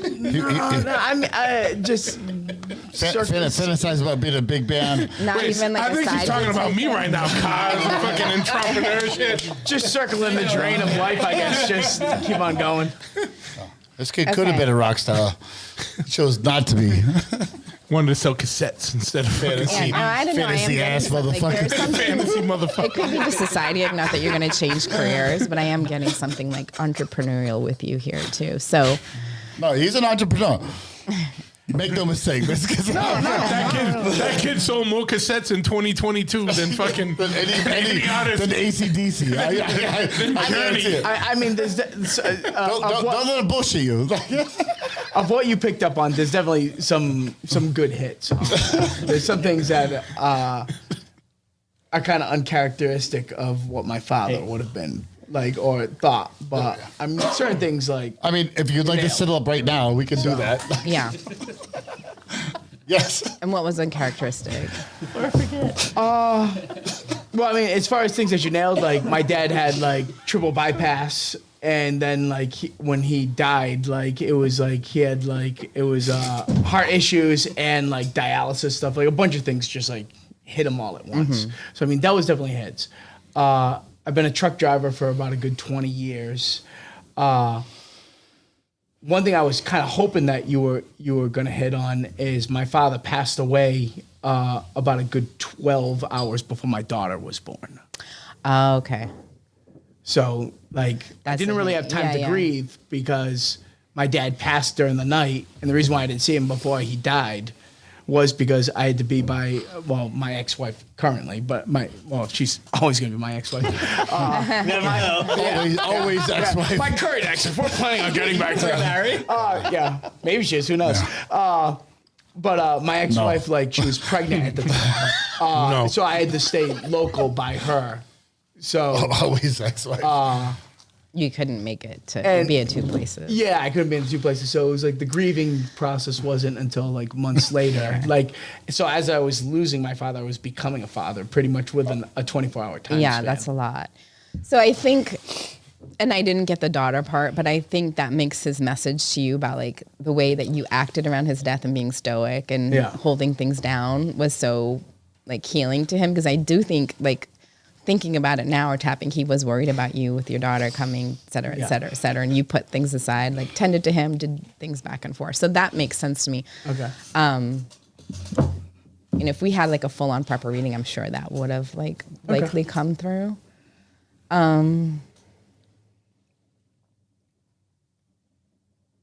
Your daughter has a big personality.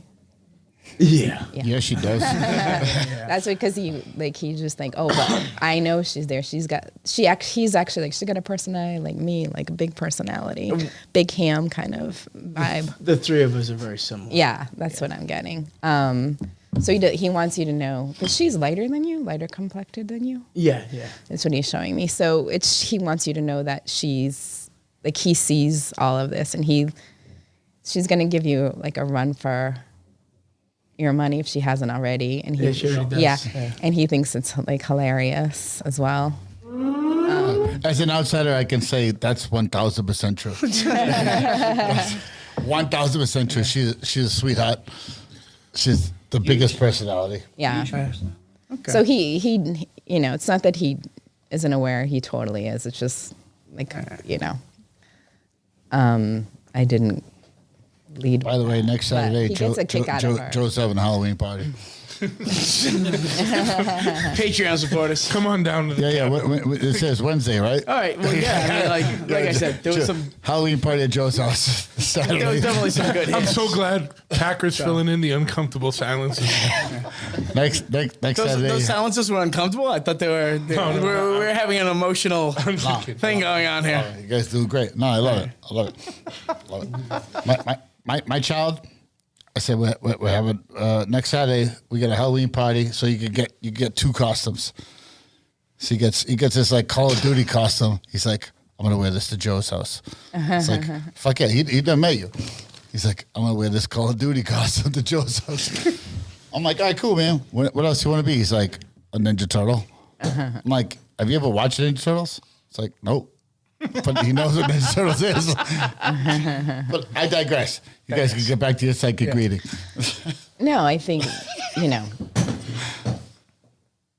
the important thing for him was to acknowledge that during his transition, like you really helped him to transition, and also you stepped up to the plate in a lot of ways, and I missed the birth of your daughter, but I'm sure that's what he was referring to as well. Yeah. And just, definitely proud of you as a dad, which I don't think you need me to say, but definitely knows your little girl and her big personality, and definitely is along for the ride and getting a kick out of it as she gives you a hard time along the way. She has you wrapped around your finger, so Yeah. he sees all that, and he's. And you've never been to my Instagram before. I've never been here Instagram. I promise. Well, you nailed some stuff then. Does anybody else want to volunteer? Truth. Whatever. I'll go. I want to know: is there anyone trying to hit us up As friends. as friends? As friends. Is there any friends kicking around the tattoo parlor? Yeah, I'm sure. Give me a second here. We'll see who comes through.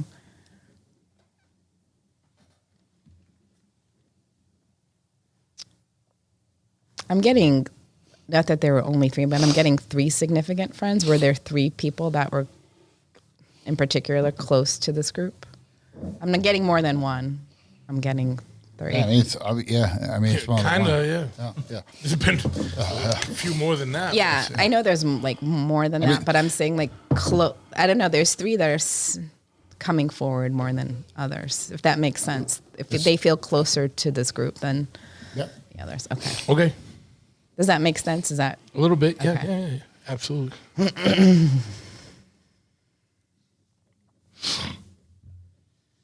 okay? Just give me a second here. Okay. Take a sip of water.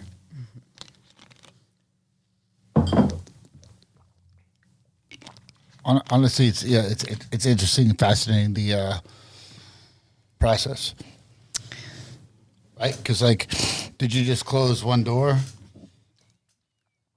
and then Open move, another? open another, or did you just kind of okay, was that conversation satisfied?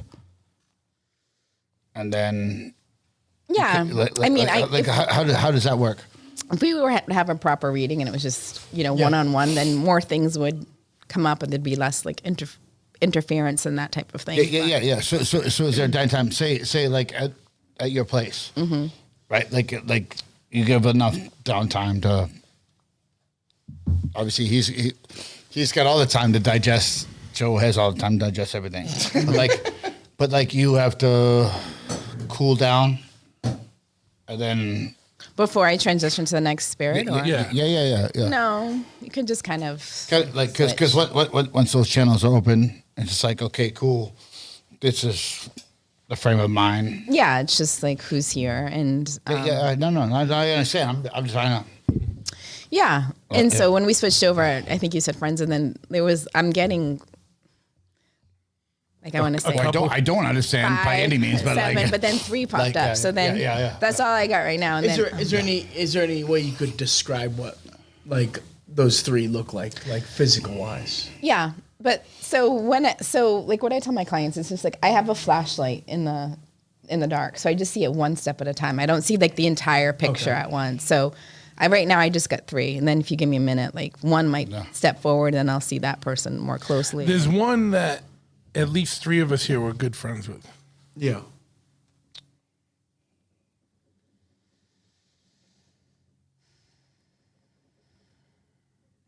Okay. See, I'm not giving. that's too much already. No, it's not. It's not too much. Yeah. I didn't say what 3. Could be Mark and Joe and George.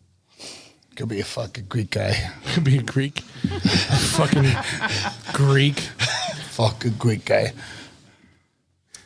Okay, hold on. You ever meet a Greek crew? I'm not sure if this is the person that you were Okay. referring to, It's Josh, fine. but when I first got those 3, one was stepping forward. Okay.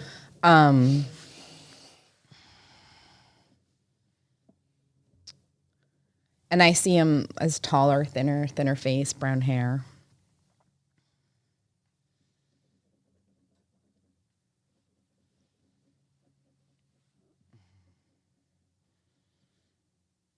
And he's like more like on the introverted, quieter side than anybody here, I want to say, except maybe George. He's the only guy without a mic in front of him. George ain't near a mic. Yeah. Okay. Yeah. If there was a mic in front of him, he'd be He's talking. okay. Talk about brain parasites. And all that. And this feels like an old friend, like I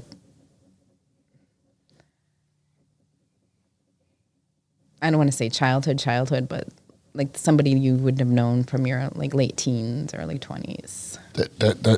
that Truth wouldn't have known, Josh wouldn't have known, or that I would have known? I would have known. Oh, the different people know at different times. I don't know. I feel like maybe I'm Channel more. zoning in more with Josh. Yeah. But if it's for the collective, like just No.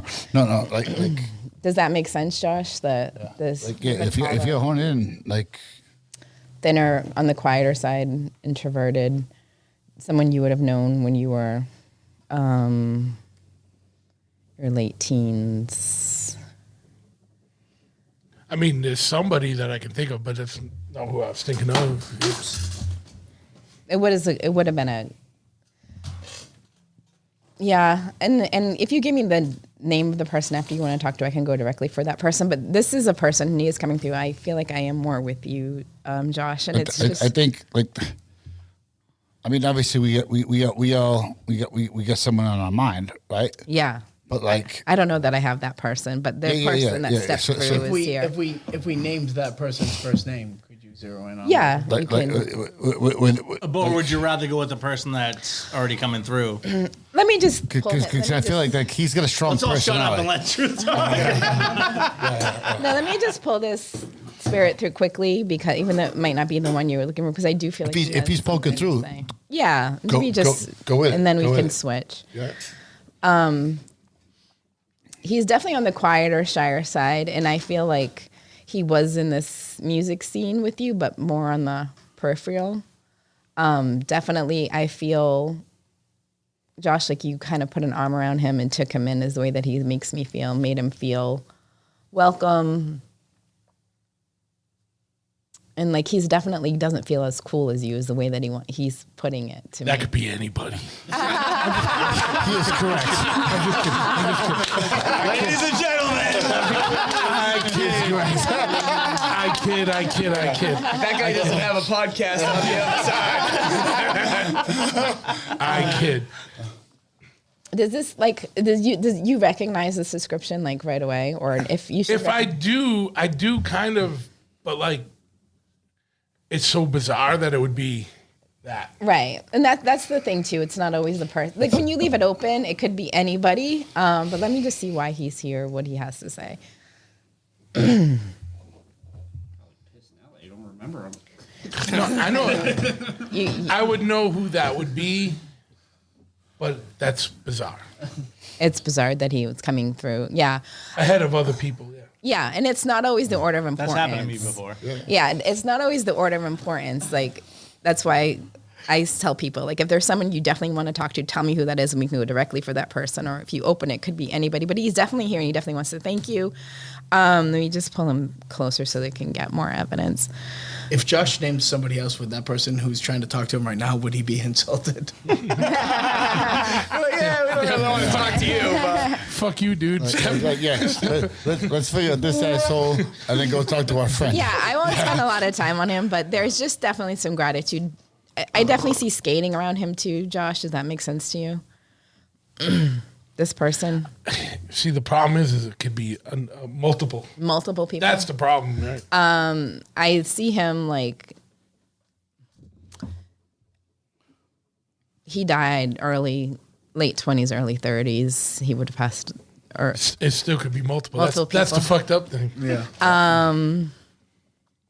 again, somebody that you knew, like there's a connection from home. But I feel like New Bedford kid. I'm asking for truth. yeah. Oh, I would say it's New Bedford area for sure. This is somebody from home. I don't know the exact town, but feels kind of actually like a Fairhaven kid too. But I'm not sure, 100% sure of that. But there's just if you're not sure, and there's like 20 people like this, in the interest of time, like I could keep bringing more evidence, but we can get your friend that you want to talk to directly. But just know, Yeah. I feel like you do know who this is. Like if you had to narrow it down, or we can talk about it later, Josh, off Okay. air. But there's just a real The time What? there was a time, right? So I don't know New Bedford, right? I don't. My problem is I know like 4,000 dudes. Yeah. that died. But my brother Truth does, right? So we own a bar together, and he was telling me about the skate park in New Bedford when it was like wild style, like illegal bullshit. About literally It could be anyone his age. Yeah. He's a senior citizen over here. Fuck yeah, dude. But no, real talk. Like, There's real that's talk. catchphrase. Drink. There it is. Everyone take a drink. All right, Patreon subscribers, if you're playing the Real Talk drinking game, drink up. Real talk. I'll take a drink with you. I got a shot of you. All right. Fuck you guys. But I have sat in my truck and he told me the story about the fucking skate park and blah, blah, blah. And like, that's who you could be talking to. Okay. There's just a message of gratitude for including him, for making him feel important, because he definitely had self-esteem issues. Yeah. Hey, I know you're not agreeing to it. I'm saying I'm not disagreeing. I'm plausible. So many it could be. Yeah. Yeah. Plausible. I'm interested in naming the name and All seeing, right, cool. and seeing what the, All right, ready? the hits are. Let's go. Let's do it. All right, name the name. Ryan. All right. I want Is there a Ryan trying to get in touch? Is there a Ryan? Is there a Ryan? Don't say the whole thing. Yeah. Is there a Ryan? Ryan? That's prettier than me. RYAN? RYAN. Is there a Ryan? Better be, motherfucker. In this motherfucking room, is there a Ryan? There was ever a time to reach out and touch us. Not in that way, Ryan. Okay, just give me a second here. Yeah.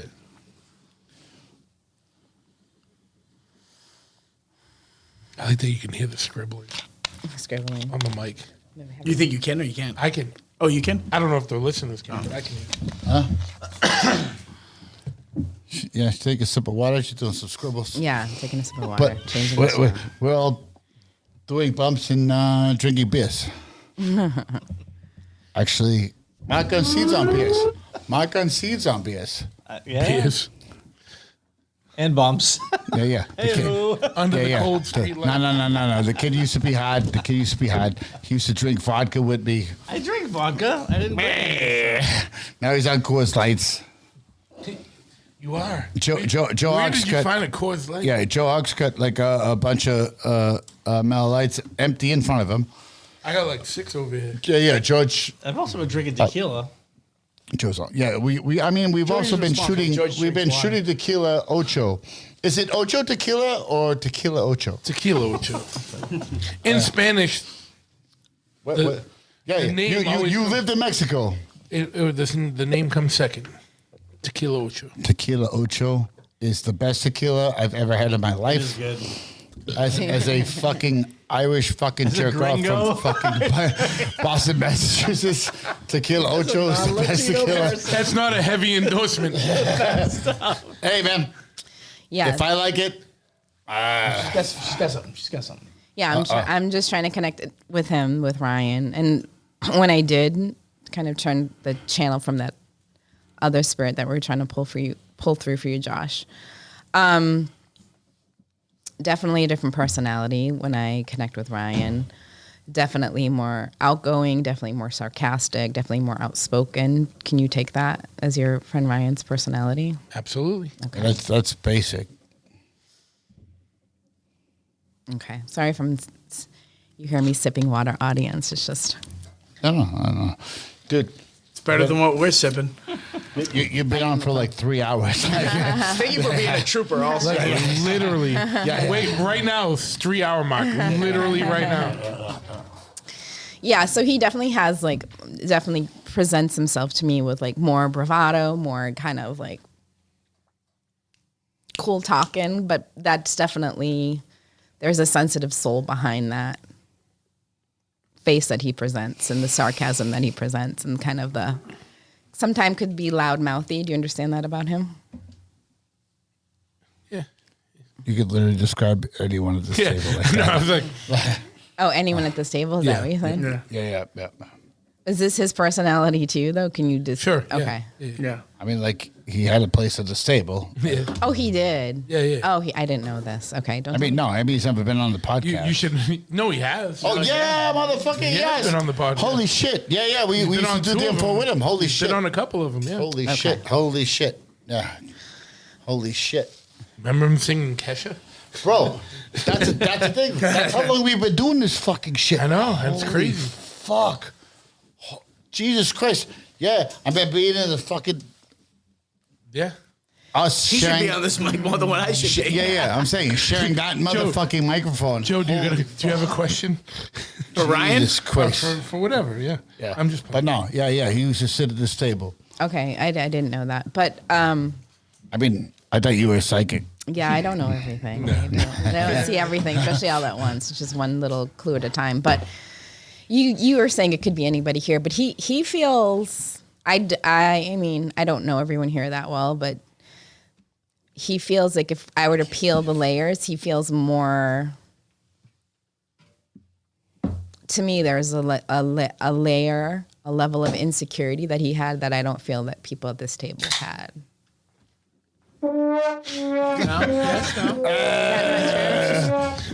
That's not true. I don't know. No, we're still gonna bust his balls. In the We're just grave. busting his balls. I bust a motherfucker's balls from the grave, dude. Like, fucking no. I kid. No, Were your nuts on the outside, brother? I don't know. That's a question that no one here can answer. Answer. Yeah. To me, it feels that way. Okay. To me, there's a But presentation of like, my brother Truth and I will. but behind that Bust there's a his nuts. sensitivity and there's an insecurity. Is there And it's anything uncomfortable? when Is I there have anything it. that was personal that you could? Yeah. So just give me a minute. Like, I just kind of will connect to him. I'll feel him, and then we'll pull through some more evidence. But I just want Ask to make him sure if- the personality that I get is something that you can. This is the person that you can recognize as Ryan. Okay. If the penicillin ever worked. If he knows what we've done in his honor with his ashes, Yeah. that's a question that Yeah. only two people in this room could know. Where and when? But That's morbid, but it's true. I know. Ryan, Rhea, I love you, brother. A real one. A motherfucking real one. A motherfucking real one. Hold on. That cat was a real one. And you guys sitting across from me, I know you didn't get to know that cat. That motherfucker was a real one. Joe. I know. Truth is to my left. I got Joe Hawk. I got I'm not gonna sit across from me. Man, that motherfucker was a real one. He was a motherfucking real one.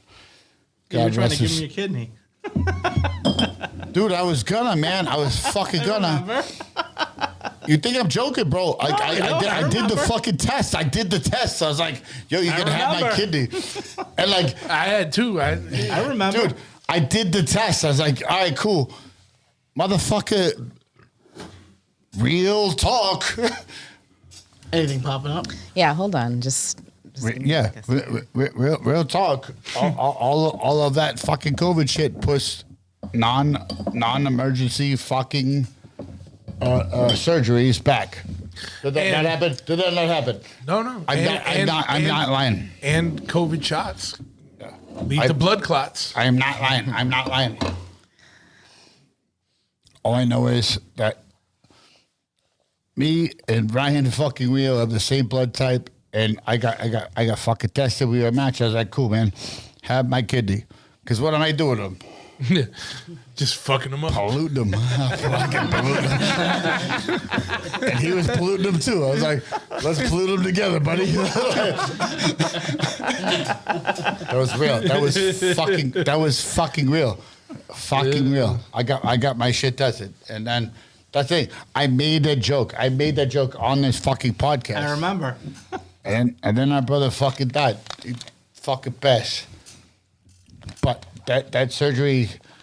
I'm hoping to find some pictures of Ryan floating around. I'm not fucking right wing. I'm not left wing. I'm not fucking blah blah blah. I don't give a fuck where you Joe, are. what wing are you? Politically.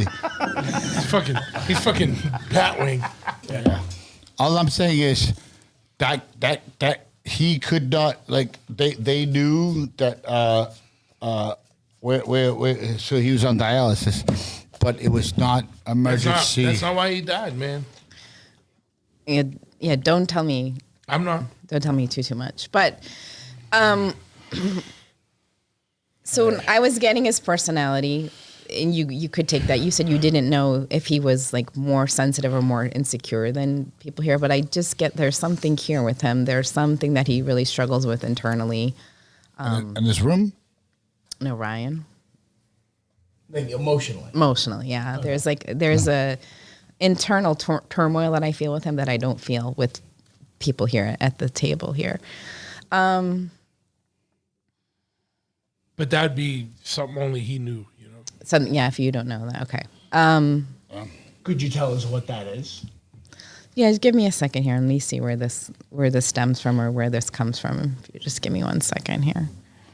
Is there anything It's funny because I was getting just 3 told you? No. I was getting 3 before, but I'm getting 3 again. 3 again. Yeah, 3, yeah. Around him. Was he part of a trio or a threesome or 3 best friends or something with him? If no, just tell me no. But I keep getting trio. Okay. 3. Are you talking about, as far as when you say like 3, are you talking about like Speak into the mic. unit? Speak into Like the a family mic. unit, or are you talking like friends? Like what do you mean by like? No, I don't know. Like, and honestly, it's a little hard because there's like so many like things going on here at once. But it would have been, again, I'm with Josh. So if I had said 3, it was like something to do like that would be a quick reference with Josh. But if he can't take it, he can't take it. That was the thing with Houdini, right? Like when his mother was dying, I was like, okay, here's the word. True. Right. Right. Like The key word. I'm not discounting what you're doing by any means. I'm not Houdini. Right. I mean, like That's the takeaway from this episode. Packer is not Houdini. hey, all I'm saying is back it. like I like it. Run with it. I cool. Fuck you, dickhead. No one is discounting what you're doing. At no point, right? Again, I actually thought this was going to go a lot worse, but not on me. Not on me. I worried about these assholes. The Italians over there. The Italians. The one Italian. The olive skin side of the. See, I don't even know who you are. I don't. I'm dude. Portuguese. You're Portuguese? Yeah, I'm Portuguese. I'm gonna Sylvia, that's not an Italian name. I'm gonna tell the skinhead world that you're Portuguese. They're gonna get so bummed out that the dude behind the battle ruins is the Portuguese kid. They're gonna get There was 2 Portuguese in that band. Yeah, they're gonna get so bummed Wait, out. who else is Portuguese? Hey, Cliff, but he wasn't in the band. Yeah. He's not in the band anymore. No. Let's get back to what she's doing, all right? Like, not my failed music career. Race war, but later. But no. So, is there anything else that's popping up? But I digress. Yeah, sorry I'm not getting him like super clear. Like, if you just give me like give me like 10 seconds in silence and see if I get more. Don't ask a question, Joe. I'm not. Because Truth and I did right by his ex-girlfriend. 2 seconds. We hired her. She's a nice guy. Let her zero in. Give her 10 seconds, man. Give her 10 seconds. Drag racing goes on here after I'm just making jokes. Yeah, I know you're just feeling dead air, and I'm sorry. It's just like I don't know why. It's all right. We can do the scribbling. There's literally like that air is fine. Like We're building anticipation for the audience. It's fine. But If you're interested in supporting this podcast, go to patreon.com/picture. Yeah. But no. I mean, like I had you been like, oh, Ryan, oh yeah, he says, fuck you, buddy. That would have been him. I would believe you. You know what I mean? Yeah. Like, for real. Yeah. And I mean, truthfully, the funniest thing is if Ryan just wouldn't, if this would be Ryan's opportunity for him to actually contact us, and he just totally, for a bad pun, he just goes to us. No. Like I know this kid. He's a brother, a fucking brother. Like I said this, my like. We would sit and like we sip our drinks, blah, blah, blah, and like all of a sudden the kid just come out with this like wild story. I'm like, when the fuck did that happen? He's like, oh, last Tuesday. It's like, that's what you did last Tuesday? Like that's your story. Yeah, wow, motherfucking story. Wild story. Remember this is wild story. I was hanging out with so I'm like, That you did last Tuesday? Wow. Is there anything popping up at all? Wow. Yeah, Wow. I honestly, I don't have one. So I I'm don't have honestly one. not getting a lot with him. I'm trying, and I don't know if it's just because I'm real, right? It's tired real. at the end, or there's just too many Truth, distractions. am I talking right now. shit? But Am I talking shit? 'Cause like I was saying, we'd link before, up on just, like, Thursday. I was getting him as We would link up on Thursday and be like, personality guy, but my man told me behind about that, X, there Y, and is Z. something really sensitive here, and like I'm trying to get the next And what, piece of it information. wasn't wrong. Yeah, let's see, I let's see see if all she's saying. bravado though. Like when Bro. I connect with him, it's Ryan a ain't, lot of Ryan ain't bravado. trying to talk to us. Fuck that motherfucker. Yeah, Nah, you ain't trying to talk. You trying to talk, bro? I'm trying I'm to just get kidding. feedback on the next piece here. Like another person, or is it still more info Ryan ain't trying online? to talk. No, it's just more info. It's just hard to get the clear connection right now. And again, Oh, it yeah. could be Is it that I'm fo- tired and just the. Is Force Kids getting in the way? It's a long. We've been on 3 hours. It has been a long Yeah. time. What about Packer? You didn't try to read him at all. He's unreadable. You guys like me. I don't know what the fuck happened. I thought we were friends. We are friends. She did hit me and him, and now what about you? I don't know. Got anything for this guy? Do you want the reading, Packer? Are you open? I'm open. Is there anybody you want to talk to in particular? Like in particular, my life. Yeah, someone like that's passed that you want to connect with. I mean, there's people that's passed in my life. Okay. But like, You're open to anybody? I'm open. Okay. Like that's what I mean. Like this whole interview is, I don't have all the answers. Mm-hmm. Right. Mm-hmm. I don't. By any means. Fuck me if I thought that I did. Mm-hmm. So Right. you're open, yeah. Okay. For real, like you know what I mean, like fuck me, like if I said, fuck you, there's no aliens, fuck you, there's no spirits, fuck you, there's no blah blah blah, like I don't know. I've had a million great nights with by the truth. I've had a million great nights with my paisanos over there, right. There was definitely aliens involved. That's it.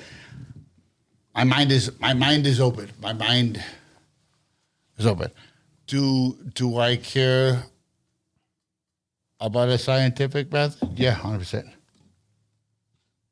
I mean, but like that doesn't mean my mind's not open. Okay. My mind, if you have a scientific mind, your mind is open. Okay. As I said, I would like a. I know that data's out there. There is a medium that's been in the whatever the fuck you call it, a goddamn machine that measures your brain. An MRI machine? MRI. Thank you. I know that data's out there, and I'm embarrassed that I didn't look at that before I got in here. That we could actually talk about that.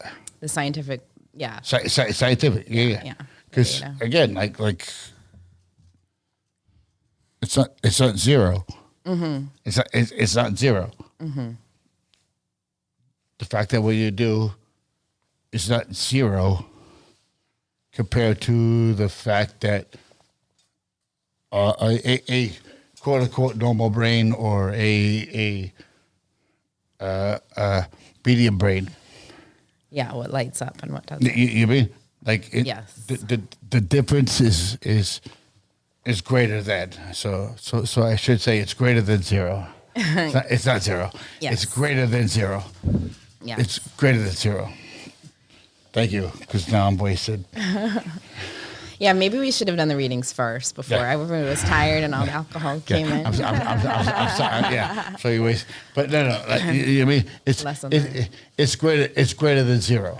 Okay. It's great. It's you know what I mean? Like that's actually scientifically proven. Mm-hmm. It's greater than zero. Mm-hmm. Is there anyone trying to reach out to Packer? Honestly, I'm not getting anyone. And again, Gordon? I think it's if the alcohol level goes like high, the Because connection kind of I'm not loses. wasted guy. No, just I said that at the top of the podcast. It becomes a little bit more difficult for whatever reason, and I can't even articulate why, but it's just like the connection drops a little bit. I can as a skeptic, as a impartial judge.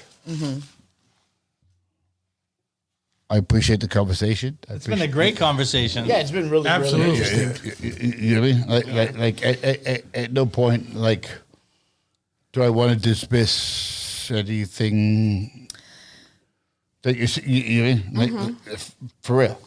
For real. Like, But also, like, thank you for coming out. Thank you for coming out when you're sick. Yeah. You know, I know you had a Right. cold. It's probably draining in more it's been ways super than fun. one.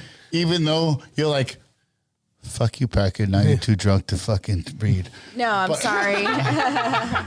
I can assure you, like in a one-on-one or one-on-two or the beginning of the night with like when my energy You do wasn't two-on-ones? as strained and I wasn't as sick as I am, and less alcohol. It's easier to have the back and forth. Maybe 201. Like, I mean, like, I'm Irish. She's Portuguese. He's Italian. I'm pretty coherent right now. I'm the most sober one here. Yeah. Yeah, you have All a right. great energy. Yeah. Without the microphone. there. sober. Way to participate in the podcast, George. Chime in Are at you the end open, George? and Are be you sober. open? Judge, I appreciate it. All right, George. Hey, listen, Wait, hold on. We're going to talk to George's brain parasite. let everybody be quiet. This is why I can't listen back, because now you're just like, All right. you're wasted. All right. George has a brain parasite. Let's talk to it. Or had. Hey, I want to let you know before you talk to George, I'm a barber. He doesn't have to actually look like that. He chooses to look like that. That's a choice. This is why I wear a hat all the time. No. He chooses to look like it. I would never charge him for a haircut. He's my friend. My fiance owns a salon too. That's the worst part. He chooses to look like that. Your fiance don't like you. Stop blaming. See if George gets any. Are you open, George? Sober as George. Yeah. Somebody you wanted to talk to? Are you sober? Yeah, he's Yeah, I'm straight edge. He's straight edge, dude. This whole fucking time you've been straight? He's just been handing the beers out, dude. That's it. Yeah, that's it. Look, he handed me all these. No, I'm not saying this tonight. I'm like an instigator. No, I'm saying. I'm not. You've been involved in several podcasts. Yeah. I didn't know you were drinking. Yeah, I'm always drinking a water. How about that? Okay, George. You're going to tag him in the fucking things now. He's doing you a disservice. I ain't doing shit. He was there. Just because he wasn't drinking. I don't want to call you out. Right away when I sit down with you, when I try to connect with you, there's a male energy. It feels like a fatherly energy. Is your father on the other side? No. Okay, this would be then a grandfather. Hold on. It's either father or grandfather.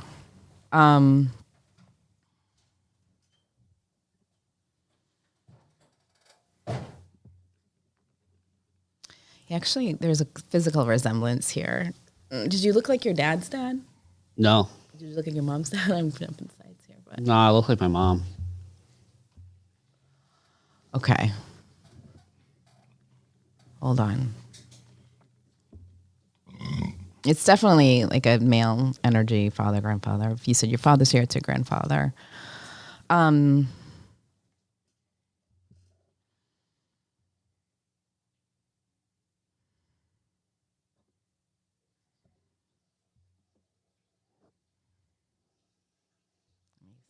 And you knew both your grandfathers? Like if I bring through evidence, you can tell me. I knew one more than the other. But if I bring through information, you can say yes, no, or Yeah, okay. yeah. Okay.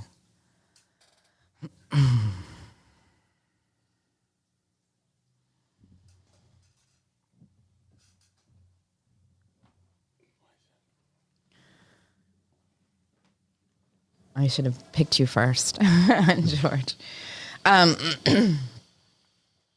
Yeah, this is a really like mild-mannered man, a nice man, like on the quieter side.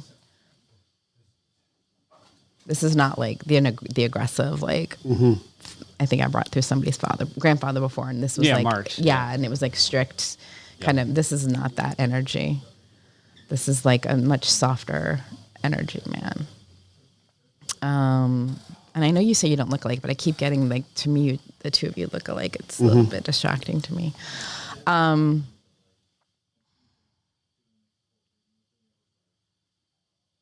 Is this your mom's dad that's like gentler, quieter side? They were both like that. They were both like that. Okay. Yeah. Shorter, gentler, quieter. He's the way that he presents to me, like the clothes that he has. It's like they're not like fancy clothes, dress up clothes, but he always looks put together. Do you understand that? I don't see him like in sloppy. They're both right from Portugal, so they kind of dress like that. Okay. You know? And them being short isn't far off. I'm the tallest one, I think, in my family, next to one of my cousins. Okay. Yeah. So we'll get both of them so far. Okay. I'm basically the tallest Portuguese guy in the world. Trying to see which one this would be here. 5'9", tallest Portuguese. That's it.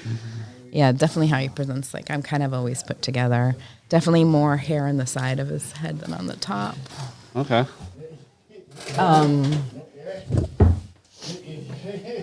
Just a really like mild-mannered man here, like a soft smile, not one for a lot of words. Yeah. Is this still? Are they both like this? Is this still? Yeah, they're both exactly like that. They're both Yeah. so similar. Okay, hold on.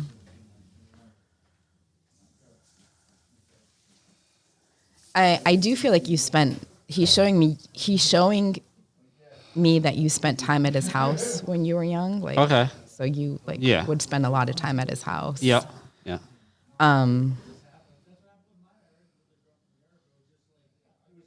That's a distinguishing factor between the two. But you did spend a lot of time in this house, and he had a garden, or there's something here with.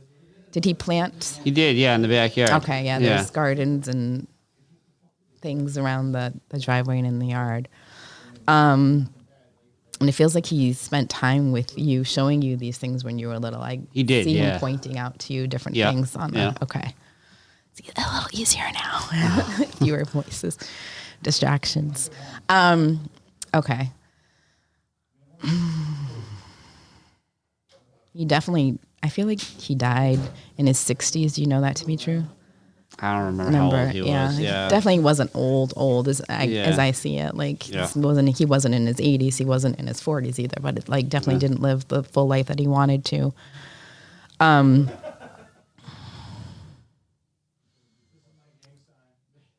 Okay.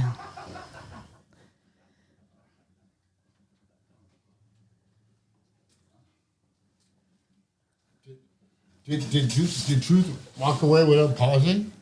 No, she's still going on. Yeah, sit in your seat. No. Did he walk away from the podcast without pausing? No, George is still getting a reading. Oh, no shit. She's dead on. I'm sorry to interrupt. It's okay. Ladies and gentlemen. Just with you. But no. Like, as everyone listens to the M4, no, we're all fucking drug addicts and alcoholics. So, when no one's like someone's going to the bathroom, there's cocaine done, blah blah blah blah blah blah, yeah. But even Truth had to piss because this where 3.5 hours. 3.5 hours. So yeah. So I'm sorry. It's okay. But I'm like, holy shit, no one's over here. we were getting George's grandfather. It is a little bit. Dre's brain. We gotta leave her alone. You know. Just wants you to know, I know there was like a communication barrier between the two of you, but he did die like at too young of an age, and he feels that way too, but just wants you to know that all of those small moments and those small memories in the gardens and the things that those were brought him so much joy in life. Can you tell me that you think about him and you kind of like, I wish my grandfather had an opportunity to do this. Is that correct? Or I wish he had an opportunity to do that, or? Yeah. If that's not true, you can tell me. But it's just like Feel that? he's telling me that there's some regrets that you think, but he wants you to know that he had a full life, even though it wasn't as long lived as he wanted it to be, and he didn't have all the opportunities. I know it was like a simpler life, but that simpler life brought him so much joy and his family and the things that he did, like that little garden, good glass of wine. I know that he liked as well. Is that real? Is- real? Yeah. Oh, she's dead on. Again, he shook his head. Yes. That's right. That's right. Be sober when you do your. That's what I'm saying. Like, I literally just sat back down, right? And she's like, that glass of wine, and he nodded his head. For the listeners back home. Let me ask you a question. As far as we're talking about when you're getting hits, as far as ratings and stuff like that, of spirits and stuff like that, you're bringing up a lot about like regrets. There's always an apology. But I mean, most like I would assume that when most people die, that everybody has unfinished business, right? Everybody has regrets, right? Yeah. But you would mention that earlier, like what while we're talking, like you described it as work, right? Like people they said like they're doing good work. Earlier, I don't know. I mean, I get it. Now I'm hammered, but. Should we wrap this up? Very soon. Yeah. Very soon. But no, you did describe the people that connect with you were doing work, and you mentioned like obviously not like a negative way, like a positive way. So like, is it because of that? Like they're on the other side doing positive work and connecting with you and your as you said, like channeling that and not channeling negative or whatever. Like if people are doing good on the other side, whatever that means, whatever that means, because I don't understand what that means. Yeah, I'm not sure does anybody else know what I said that he's referencing to? That they're spirits on the other side are doing work? I said. Yeah. Like, yeah. A minute ago, like it was just again in reference to that, like what we've understood from my medium, right? Like if you channel good, you get. But like. I don't know. I mean, you guys with me? No? I don't know. Does anybody else? I don't know.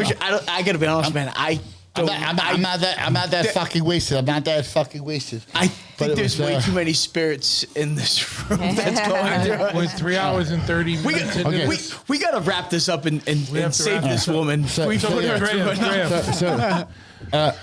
I'm Ryan Packer. All right. From Boston. Anyone want to fucking say hi to me? Nah. Drea, no, don't hit a button. Wait. No. All right, Drea, where can people find you? Give out your social media stuff. No, don't talk over. Let her just talk.